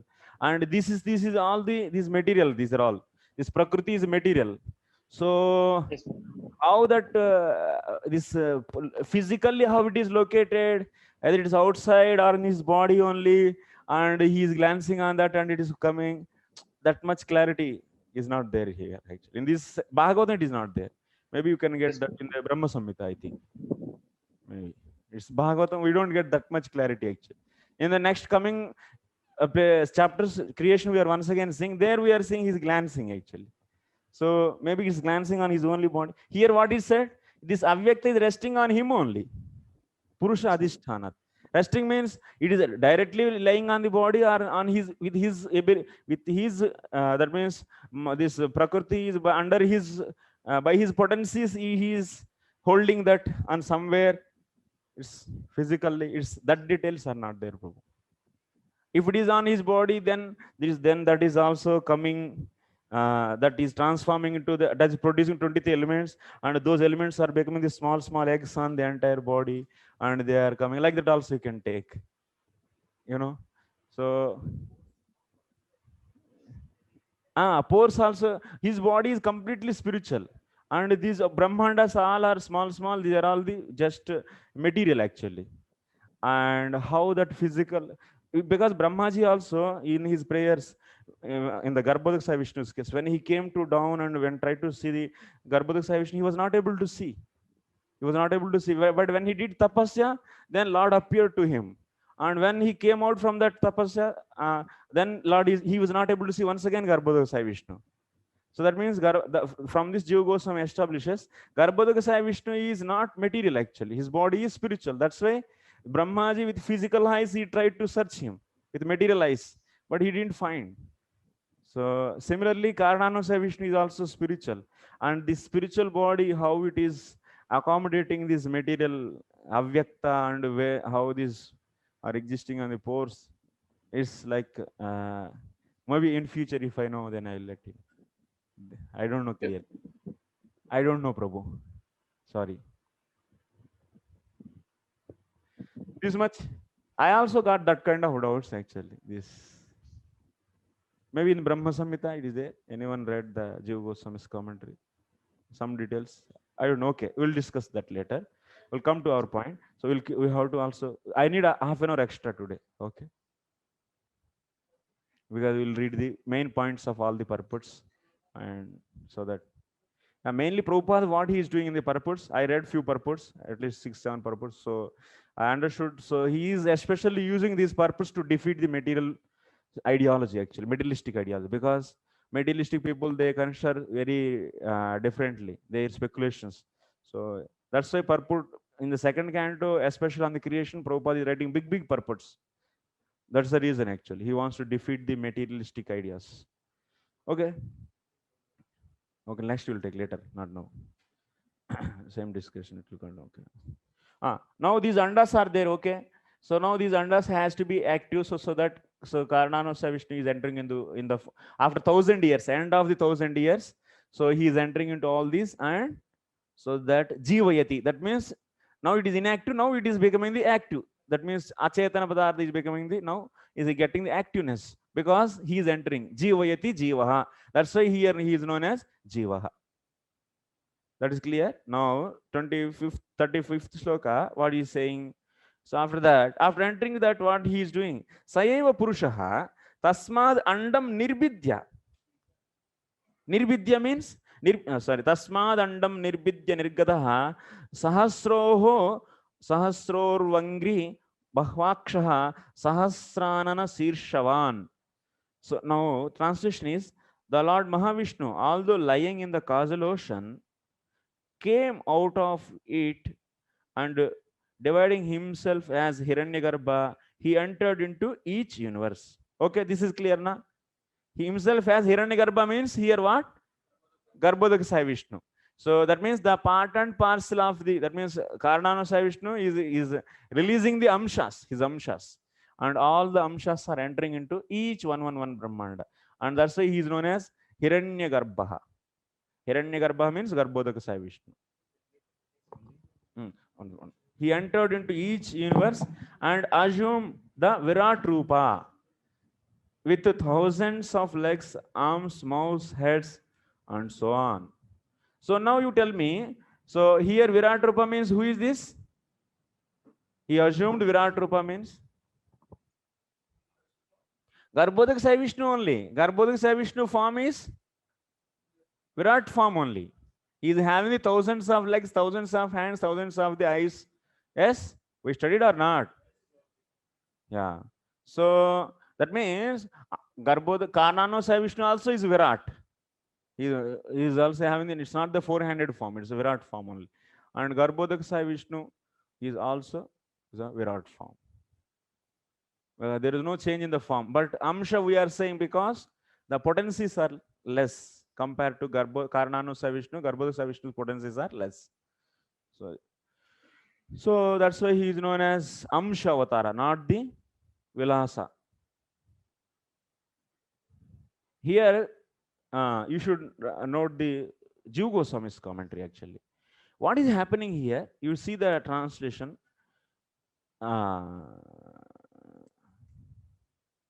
Nirbidya, of course, translation. Saeva Purusha Tasmad Andam Nirbidya Nirgataha. Andam Nirbidya means? Nirbidya means?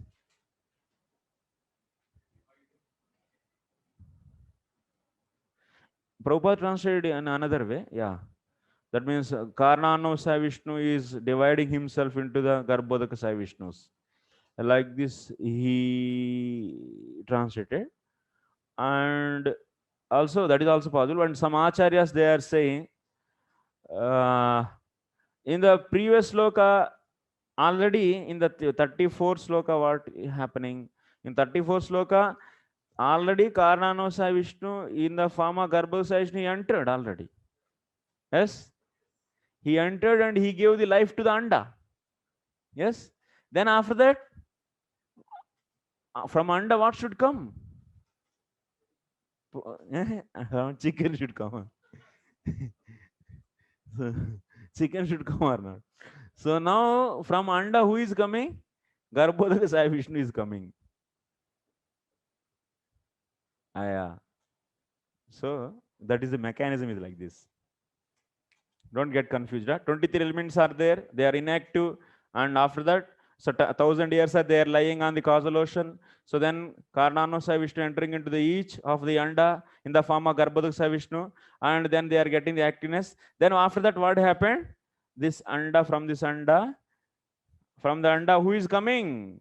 Garbhodaka Sai Vishnu in the form of 1,000 hands and 1,000 legs is coming out. That means tad antar bahir vyapya sthitaha. That means Garbhodaka Sai Vishnu is not only just in the Anda, he is outside to the Anda also.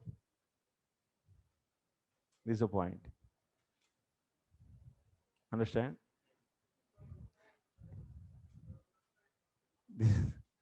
Jiva Goswami is writing. Tad antar bahir vyapya sthitaha ityardaha. He is inside and also outside. Tasya sviyam rupamaha sahasreti. And his form is what? So that is Sahasra. That means having thousands of legs, thousands of hands. And that's why Purushena Narayanena Abhishtau. That means he is also known as Narayana. He is Purushaha. He is known as Narayana. That's the Garbhodaka Savishta. Okay. Next, what happened? Yasya avayavaihi lokan kalpayanti manishinaha. So, kaptyadibir adaha sapta saptordvam jaganadibihi.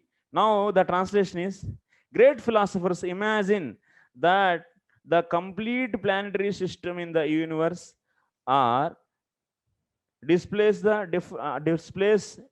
of the different upper and lower limbs of the universal body of the Lord. Now what? Next Vishwanath Chakravarti Thakur is giving. Iha means, in this sloka, Iha means Brahmanda Abhyantare. Inside Brahmanda, what is happening? Outside, that means this the Purusha who is entered into each anda, then he came out in the form of these 1,000 hands and 1,000 legs. Okay. Now inside what is happening is explained here. In the inside, Iha means inside to the Brahmanda. Yasya Gunarupasya. That means his Narayana's Gunarupa is there inside. Inside what is there? Gunarupa. What is that? That is Virat Purusha. That's a material form. Gunarupa. I'll make this anda as big anda.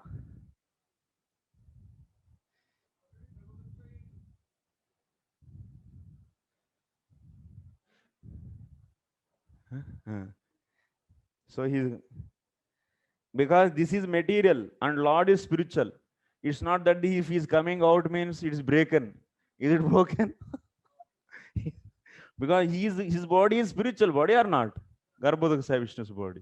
And Brahmanda is material. So that's why don't worry. So some it is broken and water is coming out. No. It's a spiritual body. Garbhodaka Sai Vishnu's body is. This is matter. So that's why that can be done actually. That arrangement is done, no problem. So now inside, that means inside to this Brahmanda.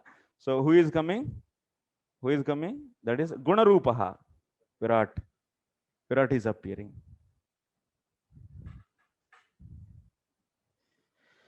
And by using that form, yogis what? They meditate. Meditate and they assume his legs as different planets. Okay. They assume different planets on his various limbs of this. And this form is also following the shape of what? This form. Because we studied in the first canto, third chapter. Yasya avayava samsthane hi kalpitaha loka vistara. So there, so loka vistaraha. This also he is known as what? Lokamayaha. That means, so he is Lokamayaha. Lokan kalpayantisaha Lokamayaha Puman Virat Purushaha. He is Virat Purusha. Lokamayaha Virat Purusha. This is Virat. This form is also Virat. Virat means having many hands and legs. This is also Virat, but it is spiritual. It is Narayana. But this is Gunamaya Purusha.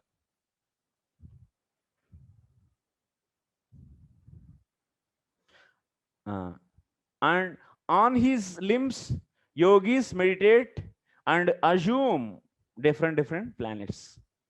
Okay, how they assume is said in the coming slokas. On what limb, what planet they assume.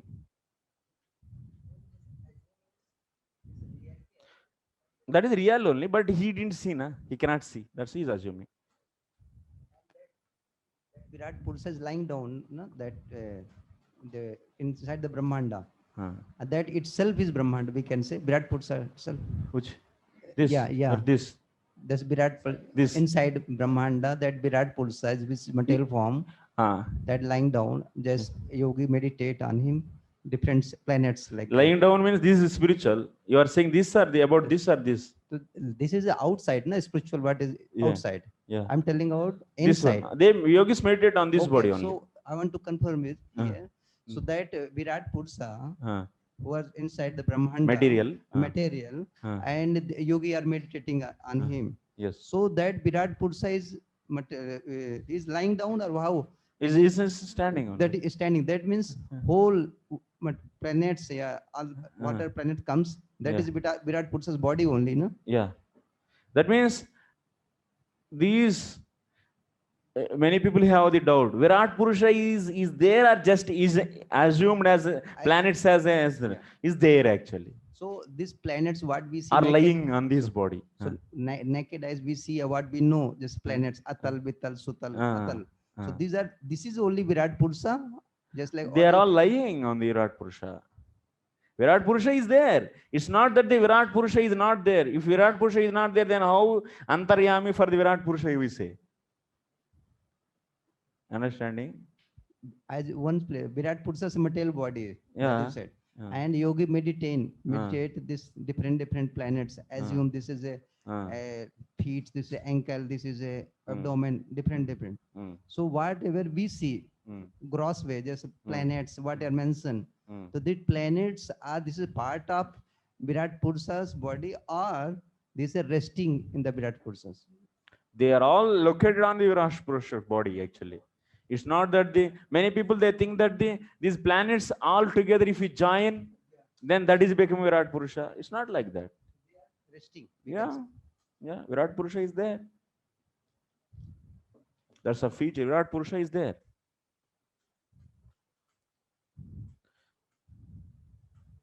So that means, because what is the proof? By seeing that is the shape of this Purusha is exact the shape of this. Also these legs and hands, same way he is also having. So then by just these planets are there, how you can join and get that?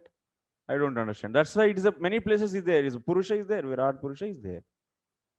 Material Purusha is there. And Antaryami is also is there. And but yogis, they imagine. And now now your Pune city is there. Now you can imagine or not by sitting here. Whatever you are imagining, which is there, that only you will imagine. Na? Which is not there, how you can imagine? Yeah.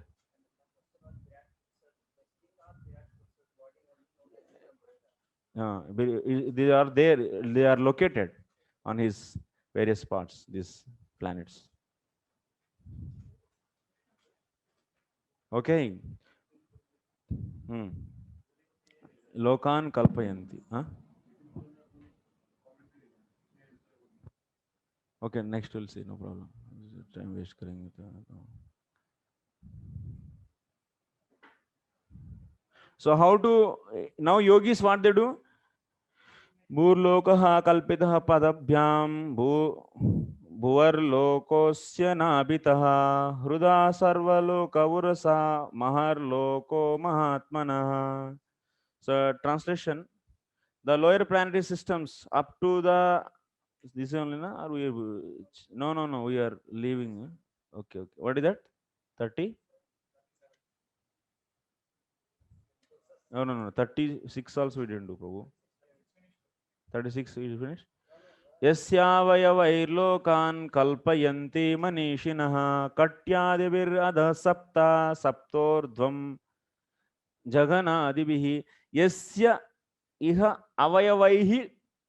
That means by using the limbs of this Virat Purusha, yogis what? They lokan kalpayanti. They assume planets. If avayavas are not there, then how they will assume? Yasya avayava. Clearly it is said or not? So that means great philosophers imagine that the complete planetary systems in the universe are displays of the different upper and lower limbs of the universal body of the Lord. Universal body is there and is having the limbs. On those limbs, they will be assuming the different planets. Clear?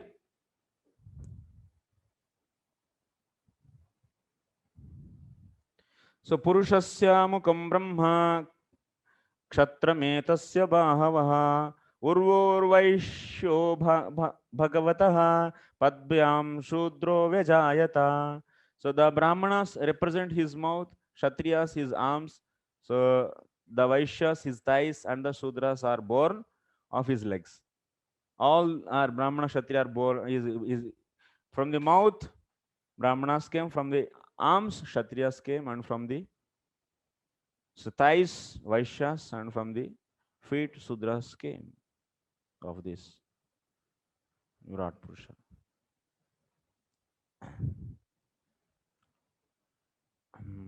Okay, 1 second.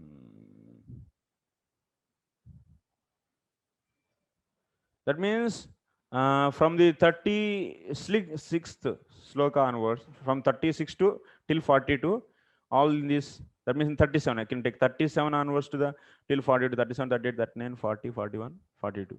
Till 42 sloka, all are telling about this Virat Purusha, not this Virat Purusha, material Virat Purusha. Okay, that is a point we should remember. And next 38th, भूर्लोकः कल्पितः पद्भ्यां भुवर्लोकोऽस्य नाभितः हृदा सर्वलोको वुरसा महर्लोको महात्मनः. Translation: the lower planetary systems up to the limit of the earthly stratum are said to be situated in his legs. The middle planetary system beginning from Bhurloka are situated in his navel, and the still higher planetary systems occupied by the demigods and highly cultured sages and saints are situated in the chest of the Supreme Lord. And yes, this is, you should remember this, nothing. Okay, you should remember this. Where, which planetary system they assume, yogis, that is explained. On which limb, which planetary system is assumed is given here.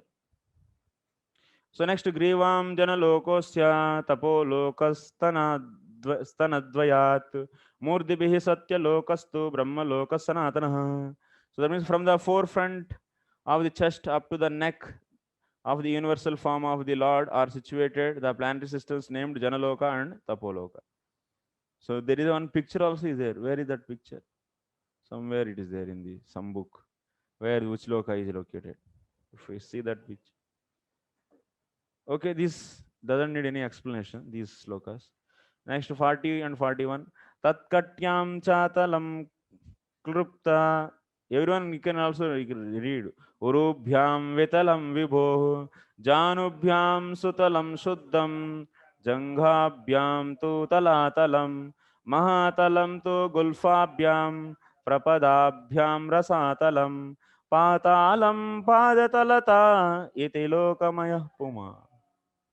So translation: my dear son Narada, know from me that there are 7 lower planetary systems out of the total 14. The first planetary system, known as Atala, is situated on the waist, and the second, Vitala, is situated on the thighs. The third, Sutala, on the knees. The fourth, Talatala, on the shanks. The fifth, Mahatala, on the ankles. The sixth, Rasatala, on the upper portion of the feet. And the seventh, Patala, on the soles of feet. Thus, the Virat form of the Lord is full of planetary. Virat form is full of planetary systems. Okay. So final. Bhurlokaha kalpitah padvyam bhurlokosya nabhitah swarlokaha kalpito murdna iti va loka kalpana. So finally, others may divide the whole planetary system into 3 divisions, namely lower planetary system on the legs up to earth, the middle planetary system on the navel, and the upper planetary system swar from the chest to the head of the Supreme Lord. So it's another, these 14 planetary systems also can be divided into 3. Bhur means Bhu, and also the 7 down. And next in middle is Bhuvar, middle. And above to that Swarga, Sargaloka, Maharloka, Janaloka, Tapoloka, and Satyaloka. These all 5 as is Swar. 5 plus 1, Bhurloka 6, that is the middle. And the including earth and 7, that means 8. Total 14. Okay, can be divided into 3 groups. Clear? So this total 14 planetary system can be divided into 3 also. Swarloka, Swarloka, Maharloka, Janaloka, Tapoloka, Satyaloka. These 5 are known as Swar. And Bhurloka is Bhuvar Loka. Bhuvar Loka is middle. That is the 6th one. 1, 2, 3, 4, 5, 6. And 7th one is Bhuloka. Bhuloka means Bhuloka plus 7 down. Total 8. Bhuloka means total 8.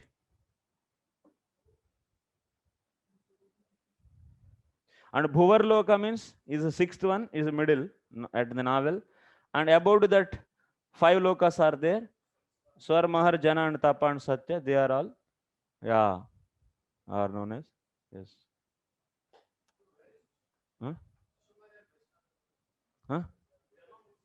Shishumara? These are all, so this, where is this is the Bhuvarloka, na? So Bhuloka and Bhuvarloka, and just top of this, the before Swarga, there is there, Shishumara. Those are all not and comes under the 14. There's many lokas are there, thousands of lokas are there. Chandraloka, Indraloka, this loka, that loka. They have so many visiting guest houses, so many guest house places also they have. So now come to the our Vaishwanar Loka. That is also before Shishumara it comes. About to Bhur Loka only. That is Bhuvar Loka, I think. But I'm not know. I don't know exactly. Okay, come to this purpose. Now we'll spend at least another 40 minutes. Okay. Understood? The concept is clear. Concept is clear. Now we'll read the. Any question? Yes, Vipin Prabhu. Hare Krishna Prabhuji. Yes, Prabhu. Prabhuji, I shared a file in PDF which gives a answer from Brahma Samhita commentary. Okay, bro. I'll see later. That will be useful for all of us, Prabhuji. About the prototype Brahma and the prototype demigods, which are produced from Mahavishnu. Yeah. That's why I said Brahma Samhita it may be there, and because that given there. Yeah. So I've sent a PDF. Okay, bro. Thanks, bro. So I will share that in the group. I will share in that group. So now come to the purports. We started from 22nd. In 22nd, what we understood? We understood that this Kala and Jiva Adrushtam and Prakrutehe Parinama Swabhavaha. These 3, are producing the Mahat. What Prabhupada is writing here? So Kala, see the 4th line. Kala, or the time, is a synonym of nature and is transformed manifestation of principles of creation. So Kala is the main cause for the transformation. Okay. Material creation means transformation of the 3 modes. That is done by the Kala. As such, Kala may be taken as the first cause of all creation. And by transformation of nature, different activities of the material world become visible. What is going to happen? Because of the Kala, so Avyakta, initially, Prabhupada, what he is saying? So initially, Avyakta, it is unmanifested form. Avyakta means is not visible also. So now when Kala is acting on that Avyakta I said na, Avyaktam, that is a Purusha Adhishtanam Avyaktam. So when Kala is acting on that, so then what? Now it is, various things are visible to you. Various things, various manifestations.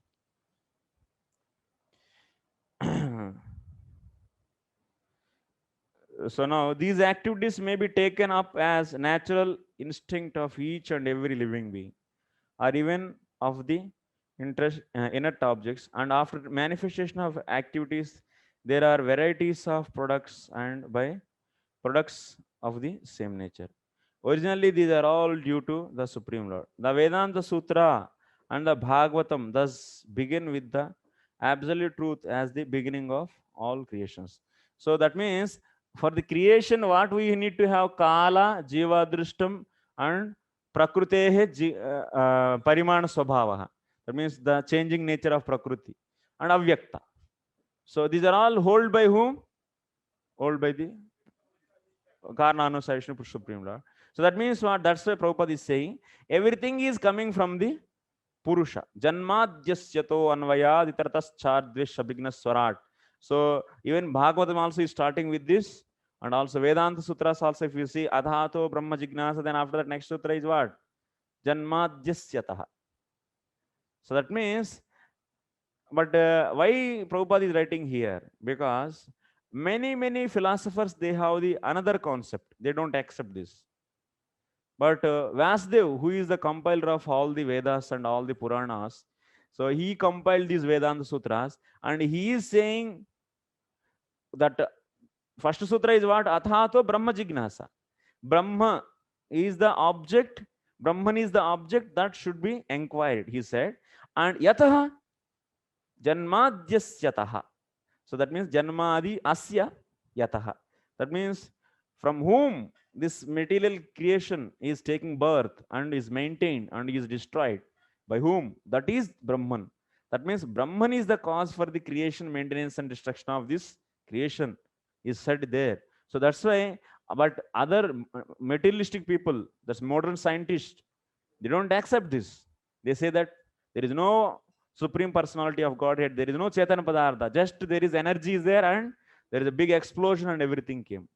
This is not right proposal actually. Even Sankhites also, they say what? Purusha is not main, but Prakriti is there, and Prakriti only is transforming into this. So that's why Prakriti is the main reason. So these are many philosophers are who are not accepting this. So that's why Vasudev also compiled, and Prabhupada is remembering that point and saying this. So this is the foundation actually. So Lord, Supreme Lord is the cause for all the causes. But bogus actually, many people, these Charvakas, they don't accept the Lord.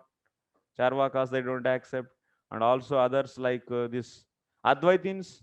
So they accept, but they don't accept the form of the Lord. That is another problem. Sankhites, they accept the Prakriti as the cause of everything, but they don't accept the Purusha as the cause of everything. That is another problem with them. And Sunyavadis, this Bauddhas, they don't accept any na Prakriti or na. They don't accept na Prakriti and na Ishvara. Nothing. They don't accept anything. They say Sunyam is the cause of everything. So like this, we have so many philosophies. Their fundamental point is not actually, they are not taking from the Srila Vasudev. We should take from Srila Vasudev. So that's why Prabhupada is remembering that and writing here. Okay, come to the next sloka. In the next sloka, what we are seeing? In the next sloka, we are seeing from this, one more Padartha is coming. From the Mahat, one more Padartha is coming, which is composed of Dravya Shakti, Gnana Shakti, and Kriya Shakti. What is that? That is Ahankara. So what Prabhupada is writing for this? He is saying here, Mahat Tattva is the principle of the material creation, and when it is agitated by the will of the Supreme, at first, the modes of passion and goodness are prominent. So that's why you see Mahat Tattva, when it is coming, what is prominent in the Mahat Tattva? Puneet Babu? Goodness and passion is prominent.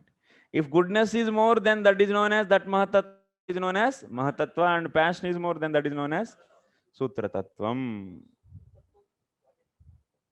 Sutra Tattvam is Sutra Tattvam.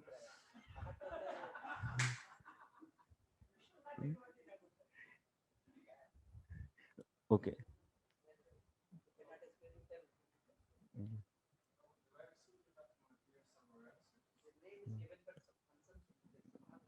Yeah.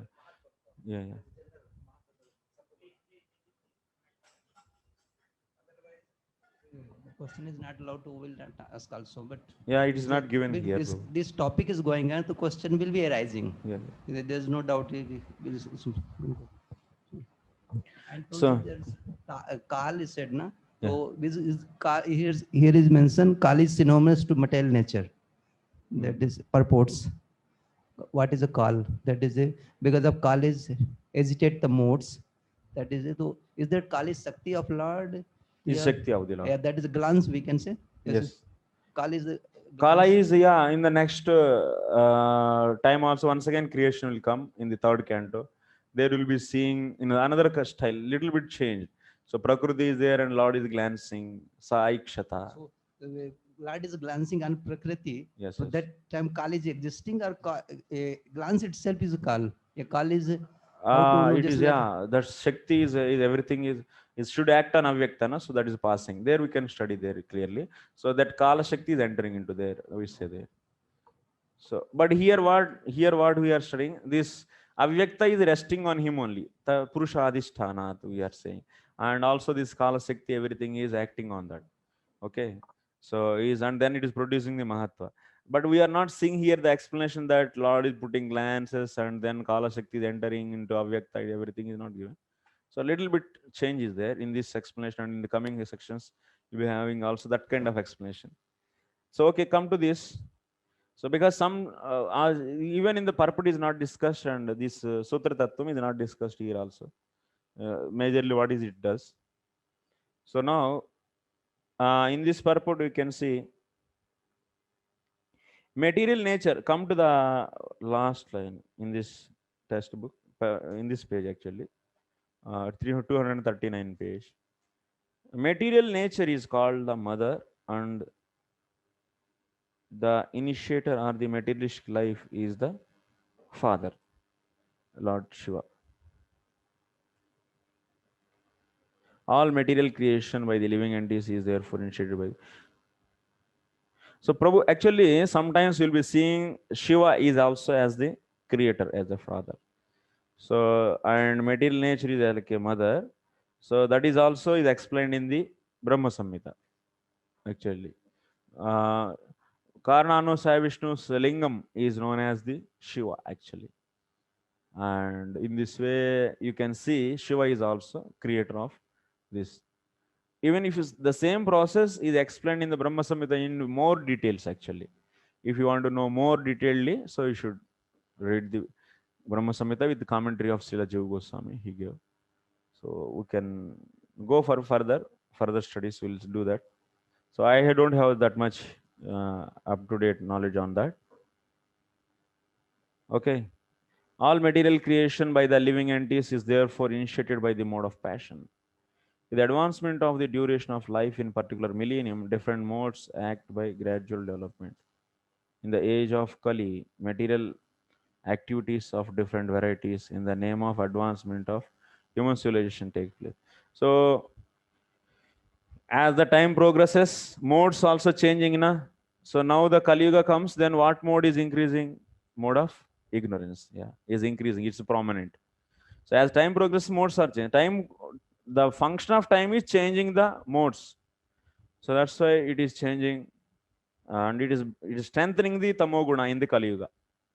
So that is known as, Then what will happen in this time? So people are fully in the ignorance, and their human life is not properly utilized.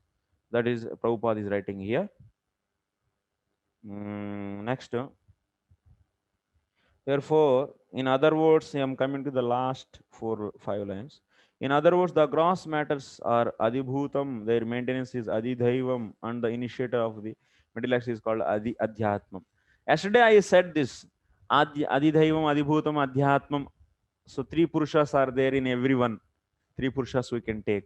So like this physical body is Adibhutam, and the soul with the Abhiman, attachment with the senses. Soul claims that I am the owner of the senses, and that Purusha is known as Adhyatma, and the controlling deities altogether is known as Adidhaiva, Adidhaiva Purusha. So these 3 are the actually working together in combinedly. They work opposite. That means they cooperate each other and produce the activity. If you want to see any object, example, if you want to see this marker, so this marker is a drishyam, is adibhutam. It should be there. If there is an action of seeing, means one object should be there to be seen. So that is a pen. That is Adibhutam. And next, so who is seeing the senses? That is I sense is seeing this. So that means who simply I sense is not seeing, but I sense along with the Jivatma is seeing this. That means he is a seer. And that I sense is having the ability of seeing, that is given by the that particular demigod who is Surya. Surya is the demigod, controlling demigod of that I. I means there's some Jyoti. In the I means not this ball. There is some little particle is there, Tejamsha. So that Tejamsha is known as the I. And on that, that is a part and parcel of the fire. So that who is the controlling deity? That's a fire god, that is the sun. Sun is a controlling deity. So he allows this eye, he empowers this eye to see that object. So that's why he is Adhisthana Devata. So in the modern science, what Prabhupada always says, modern science, they are only trying to have the knowledge of this Adibhutam and these senses, but they don't know the soul. That means who is claiming, that means I am the seer. That means this is my I and I am the seer. So that the claiming personality, that is Jivatma, that they don't know, they don't inquire about that. And also the controlling deity, they think that I means just physical I, this is only the I. But there is also, even everything is perfect, but that Jivatma is not having the karma, then that controlling deity will take the power. I will be looking very beautiful, but it cannot see. So that's why controlling deity, there is another principle is there behind every action. There is a Adi Dhaivika Karanam is also there. These scientists, they are not understanding properly. So that's why it is claimed. He always claims this. This is a incomplete knowledge. Modern scientific knowledge is incomplete because they are not taking these things. Okay, clear? So in the last purport, what he understood, what we understood, why Prabhupada is mentioning that Vedanta Sutras, because creation is coming from the person, not from the matter. So matter comes from life.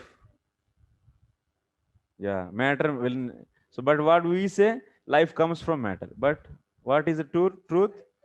Life comes from life, and matter also comes from life. That's the point. We come to the 24th sloka. So in the 24th sloka, what we are seeing, that Padartha is created from the Mahat, and that Padartha is known as Ahankara, we said, and that is 3 types. So that is a Satvika, Rajasika, Tamasika. Okay. One is having the Dravya Shakti, Gnana Shakti, Kriya Shakti, Dravya Shakti. They have the ability of producing these 3 Shaktis, which cause the different elements. Okay. So for this purport, what Prabhupada is writing? See 1, 2, 3, 4, 5, 5th line. In the Bhagavad Gita, this self-centered egoism is very nicely explained in the 7th chapter. So especially Prabhupada is, so this sloka is focusing on what? In the Ahankara. So in Ahankara, what is the prominent mode? What is the prominent mode in the Ahankara? Yeah, ignorance. In the Ahankara, ignorance is prominent. So that is the thing. So that's why being covered by this Ahankara, everyone is leaving, forgetting their identity, and then they will be doing this so many. So material, Muda, they are gross. They are becoming the, so simply, so unintelligent people, Mudaha. So the self-centered impersonalist, I am following that line, without a clear conception of the personality of Godhead, concludes in his own way that the personality of Godhead takes a material shape from his original impersonal spiritual existence for a particular mission. And this misleading concept, Prabhupada is saying here, so this impersonalist also, they don't accept ego means what? There is a, so true ego and false ego. So true ego means there is a person and having the identity. Ego means identity. Identity is there, but impersonalist, they don't understand. Prabhupada is talking in that concept actually, in that context. Ego is there, so that's why. So they don't accept there is a personality behind this. But they say everything is coming from the Brahman, which is not having any form.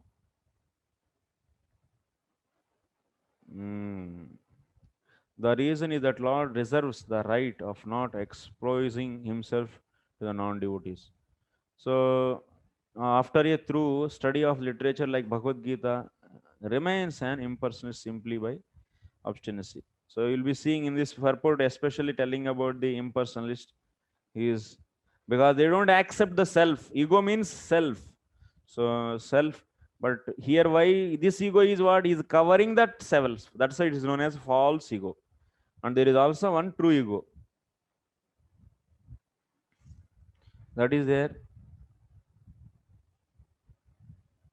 In the last paragraph, the cause of such gross ignorance is constant engagement by the materialist man in the matter of artificially increasing material demands. So that's why this ahankara, what it does, it will cover the Swarupa Gnanam of the Jivatma. That means it will tie, not cover, simply avidya will cover. Actually, what this ahankara will do, this false ego will tie this pure Jivatma with the body. It's like a knot. Ahankara is a binding element actually, because what you see, this Jivatma is pure spirit soul, and the subtle and gross body is material. So there should be someone to connect these two. What is that? That is ahankara. And because of this ahankara, also you can say this as a hridaya granthi also we say. And because of this, what people will be identifying himself as a body and increasing their necessities and their artificial life increasing day and day. So like this, they are wasting their time. So like this, it is discussed. And come to the next sloka. And remaining points are there, you can study. And 25th sloka is saying, after that means now we saw ahankara is producing the, is as three types, and from the tamasic ahankara, we are going to get the first is what? From the sound. Tamasic ahankara is producing sound, and from the sound we are going to get nabha. That means akasha. So that we are going to see, we saw in this sloka. Now you see these purport and this factually save and expect the Lord. No one can be called the enjoyer, but living entity falsely desires to become the enjoyer. This is the origin of false ego. Prabhupada is explaining once again false ego because that same topic is going on. This living entity is affected by this false ego, and that's why it is claiming itself as the enjoyer. Living entity falsely desires to become the enjoyer. This is the main problem. This living entity is covered, ahankara is able to cover because it is a mode of ignorance is more prominent in the ahankara, that's why. So it is covering the knowledge of the living entity, and living entity started thinking as enjoyer. This is the origin of false ego. When the bewildered living entity desires this, the shadow elements are generated by the will of the Lord, and the living entities are allowed to run after them as after a phantasmagoria. Then what? Because being affected by this false ego, living entity keep on going behind these different objects of the senses. And similarly, next you come to the sound also is important in this sloka, because we are seeing from the tamasika ahankara what is coming, sound is coming.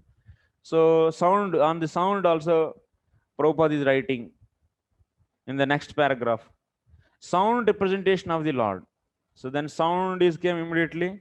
So this holy name is also is a sound representation of the Lord. Hare Krishna, Krishna Krishna, Hare Hare, Hare Rama, Rama Rama. We also read what is the quality of the sound. Sound will be is the indicator of the drashta and drishya in the aparoksha, in the paroksha actually, which are not seen in front. That, and Prabhupada is saying this this holy name is a sound representation of the Lord, and by this one can come out from the can purify their heart. That is discussed here. So that is contextually Prabhupada is also adding these points. Okay, you can read those. Next, come to the 26 to 29. So in these slokas, in these three slokas, 26, 27, 28, 29. In 4 slokas, we are seeing production of the Next, further elements. That means from the sky, what is coming? Touch. From touch, we are getting this air. From air, we are getting the form. From the form, we are getting the fire. From the fire, like that. All these we saw.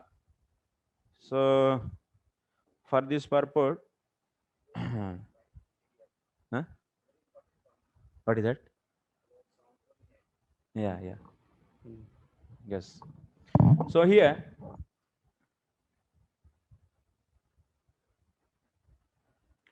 but this sound vibration, Krishna, Rama, and these sound vibrations, and now one can ask here doubt.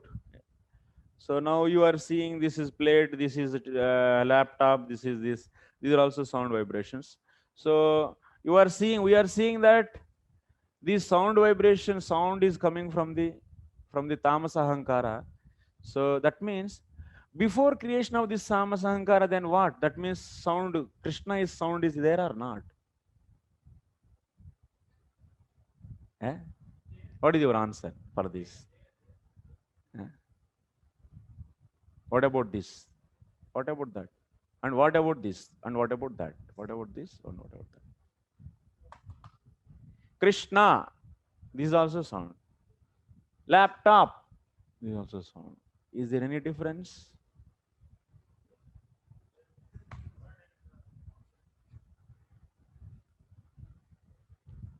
There was just a wonderful seminar by Bhaktivedanta Maharaj about Anavriti Shabdat. And so he's quoting from Vaishnava Tantras, and he's saying there are 4 levels of sound.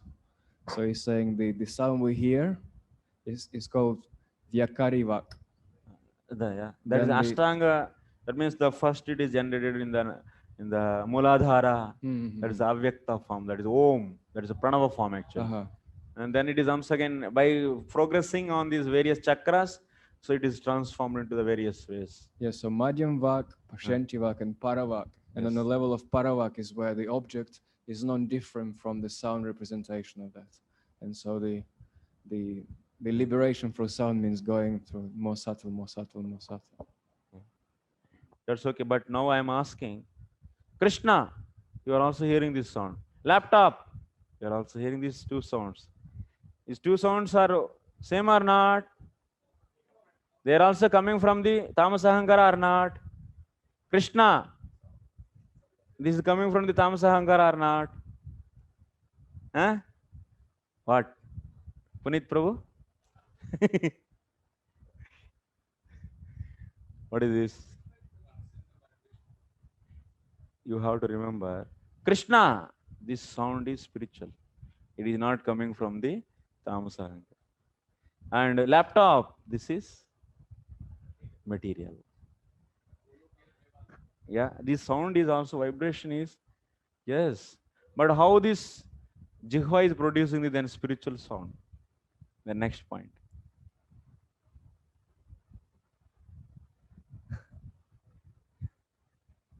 How this?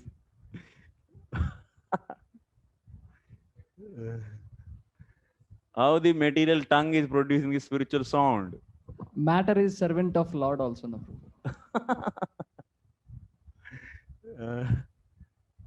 What is the answer? Sarvesh Prabhu. Question also I should ask. Answer also I only should tell. So then, what is the answer? The answer is yes. Like they take the prasadam, it is also matter. But when you offer that to the Lord, then it is spiritual or not? Similarly, so this Krishna sound vibration, Kriya Shakti and this Gnana Shakti, anything is engaged in the service of the Lord, then that is known as spiritual. That is spiritual sound vibration. You told in Tattva Sandarbha also their Vedas sounds. So in this also, there also I discussed this point. So that means, what is the difference? Whatever the material world we have, the different Surya, Chandra, Indra, all these words, these are all words are there in the Vedas, but so they are all material. They are all material. Because those objects, Indra, Chandra, TV, laptop, these are all objects are coming after the creation. after the creation. So that's why those sounds are there in the Veda, Surya, Chandra, but objects are not there at that time. So that means what? The difference. That means Indra, Chandra are just created by this creation. In the creation process, they are coming. So Brahmaji is creating all these demigods, giving the bodies to them. So that means the word Indra is already existing in the Veda, but the object is still is not created. So that's why in the case of material things, what? Object is different from the word. But in the case of the Krishna, the object and the word, the object and also the sound, both are same because they are existing before the Brahmaji's creation. There is no need of the creation of Brahmaji for this Krishna and also so Vamana, Matsya, Kurma, Varaha and so on. So this is the difference between the material objects and why the material objects and their sound is different. This is the reason. But in the case of the Lord, so there is no difference.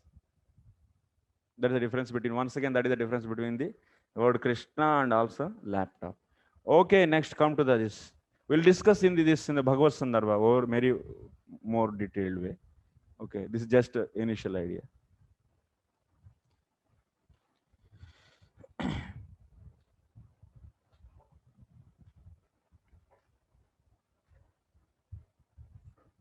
Oh, next 30th sloka. 26 to 29. So majorly you can see these various, all these, the sense objects, that means Rupa, Rasa, Gandha, Sparsha, all they are created, and also Pancha Mahabhutas are created. By that body is created. So Prabhupada is writing, disease of the body take place. It is in the last paragraph. If you go 5, 6, 10 lines above, diseases of the body takes place due to the derangement of air within the earthly body of the living beings. Mental disease result from the special derangement of air within the body. So actually see, this body is composed of these elements. This allopathy medicine is simply it's a bogus because they don't have any idea of the creation. Without the idea of the creation, they try to start analyze the body. Then what is this? It's simply, that's a original prototype. Wow, the way Lord is manufacturing this body. So you should study that, and based upon that, we should understand. This body is prominently is what? Is the body is made up of earth, Prithvi. So now then there is some portion of the other elements also will be there in this. Prominently is this. But what due to you are eating something you are eating, and that is causing the disbalance in this Pancha Mahabhutas in your body. That is also denoted as the Kapha, Pitta, Vayu. Simply these 5 elements of this body also denoted with the Kapha, Pitta, Vayu. And now that means for earthly body, so the ratio of these 5 elements are given. And now what will happen? You are having the wrong food habits and you are increasing fire. Then what it will do? It will cause that means disbalance of this body, and that is the disease. Disbalance in these basic elements of the body is nothing but the disease. And to cure the disease, what you should do? You should balance. When it is in the disbalanced state, any virus or any bacteria will become active, because that environment is appropriate for that virus. So that's why they will become active. They will become happy. But your prana is not sustained in that position. So then what you have to do? You balance it. Then they will become automatically inactive and you will become active. Simple. Huh? Ayurveda medicine is simple or not? But allopathy, they will find each and every bacteria, virus, and they'll symptomatically they treat. Kill this virus, kill this bacteria. And for that, they will be adding the antibiotics. And so much they are trying to kill. And what is the use? Simply they are destroying the body. Okay. So that's the point Prabhupada is discussing here in this. How these mental diseases also we get. And also physical diseases. Diseases will be the 2 types. So Manasika, Roga, and Kayika Roga. Manasika Roga also is because of this disbalance of these elements only we get. Okay, come to the 30th sloka. You read the remaining things there in there. After that, from the Vaikarika Ahankara, Devatas are coming and also mind is coming. That is said in the 30th sloka. So we are seeing. So here, the sense control deities are created. That's why Prabhupada is focusing on the senses. And who is the real sense controller? Of course, these demigods are the controller of the senses. But what is the difference between the Krishna and these demigods? Punit Prabhu. What is the difference between the sense controller? Who is the sense controller? Rishikesha. Who is Rishikesha? Rishika means sense. Isha. Who is the Isha? Krishna. But we are studying here Indra, Chandra, something. What are the names we read? Are Dik Devata, Surya, Vayu. What about these Devatas? They are also controller of the senses. What is the difference between this controller and that controller? Is there any difference? What is that difference? How they different? In what way they are different? Both are controller. Why we take Rishikesha means only Krishna? Why not the Indra? Indra also is there or not? Indra is there, okay. The difference is one is having the full powers, another is having the limited powers. These demigods, they control your senses based upon your karma. If you have karma, then they will give the power of the eyes. If you don't have karma of that, then they will destroy, they will take away that. But Krishna is independent of your karma, he works. If he wants to give, he can. If he never bother. That means if you pray to him and he is ready to give, he will give. He will never bother about your karma, firma. But Devatas, they will just accommodate your karma. That's all. They accommodate your karma. That is the difference. That's why by approaching Devatas, that is not a real proposition. The real proposition is approach the real controller, ultimate controller. So Devatas always what? Based upon karma only they will give result. If you do this much worship, worshipping the Devatas is also karma. You all know na, this? In the first canto, second chapter. Karma is... So based upon that karma, they will be giving the result. But Lord is beyond the karma. If you worship him, that is not karma. That is devotion. By the devotion, he can do anything. Akama sarva kama moksha kama udaradi. He can do anything he can give. There's a difference between. That is the point Prabhupada is discussing in this purport. I hope you will read this. Okay, next 31st sloka. So, in the 31st sloka, what we learn? In 31st sloka, we learn how the other senses, working senses and knowledge senses are coming from the Rajasika Ahankara. We read that. And yes, these working senses and knowledge senses are explained here. Okay, come to the next sloka, 32. In the 32, we are reading these all elements after creating the 23, they are inactive. So that means without interference of the Lord, these are not going to act. These 23 elements are not going to act. So Lord's Shakti is necessary. I didn't read these purports, so points are not noted in this. I didn't get time. Okay, we'll read some lines somewhere, and it's not so easy to cover all the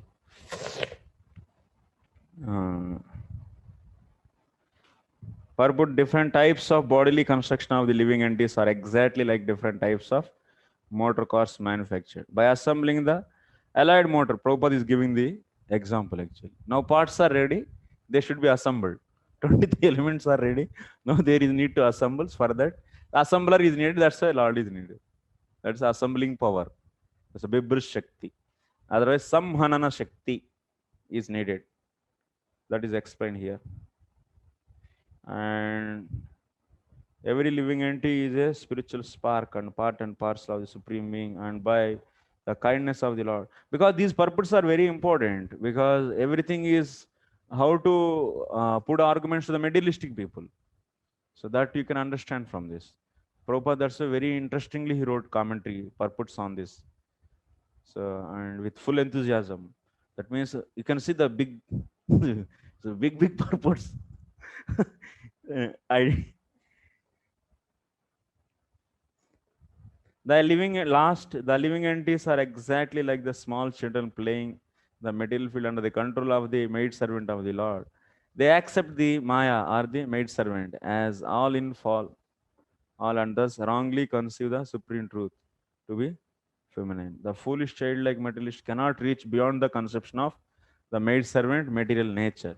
But the intelligent grown up sons of the Lord know well that all the acts of material nature are controlled by the Lord. So that's why Prabhupada is saying this Prakriti is a maid servant and Lord is a master. And these foolish children we are all. So foolish children maximum they can know only servant, not the master. Prabhupada explaining. So we try to investigate the Prakriti, not the master. So the next 33rd sloka we were seeing in this. In this, what we are seeing? What is the main thing in this 33rd sloka? So they are coming together and producing anda. Anda came. That is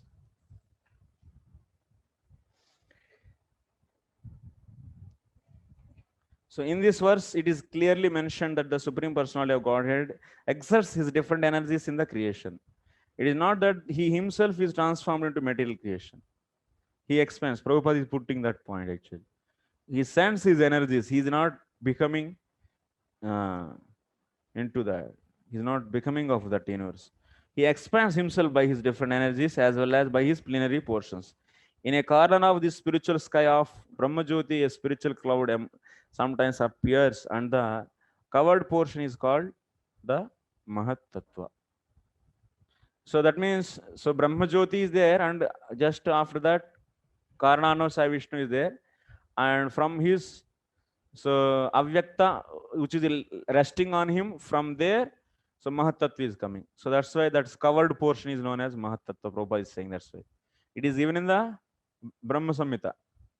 The Lord then his plenary portions as Mahavishnu lies down within the water of the Mahat Tattva, and the water is called the causal ocean. While Mahavishnu sleeps within the causal ocean, innumerable universes are generated along with his breathing. These universes are floating and they are scattered all over the causal ocean. They stay only during the breathing period of Mahavishnu. So they're, like you see, you can understand. Now Mahatattva and 23 elements are created and all those are becoming small eggs. And those are all lying on that causal ocean for 100,000 years, and Garbhodaksa Vishnu entering, and then there is, so Garbhodaksa Vishnu coming out and inside also, and then Virat is coming, and then from there we are seeing the Brahmaji is coming and is creating. This thing all is happening just in the breathing span of Karnano Sai Vishnu. When he exhales, so this whole process happens, and when he inhales, everything is winded up. Within that much period of time is finished. Or otherwise you can take it's a blinking. Closing eye, opening eyes, everything is appearing this, and closing means everything is finished. 100 years of Brahmaji is finished. So like this, even in the 3rd canto, 11th chapter, once again, when we see about the time, at the time also we are seeing the same thing. So that physical connections, that means the universes are coming out from his breathing. This exact connection, there's a physical, it's not a physical body, how it is happening. The physical location we are trying to figure out how it is happening, that is not clear. I already said.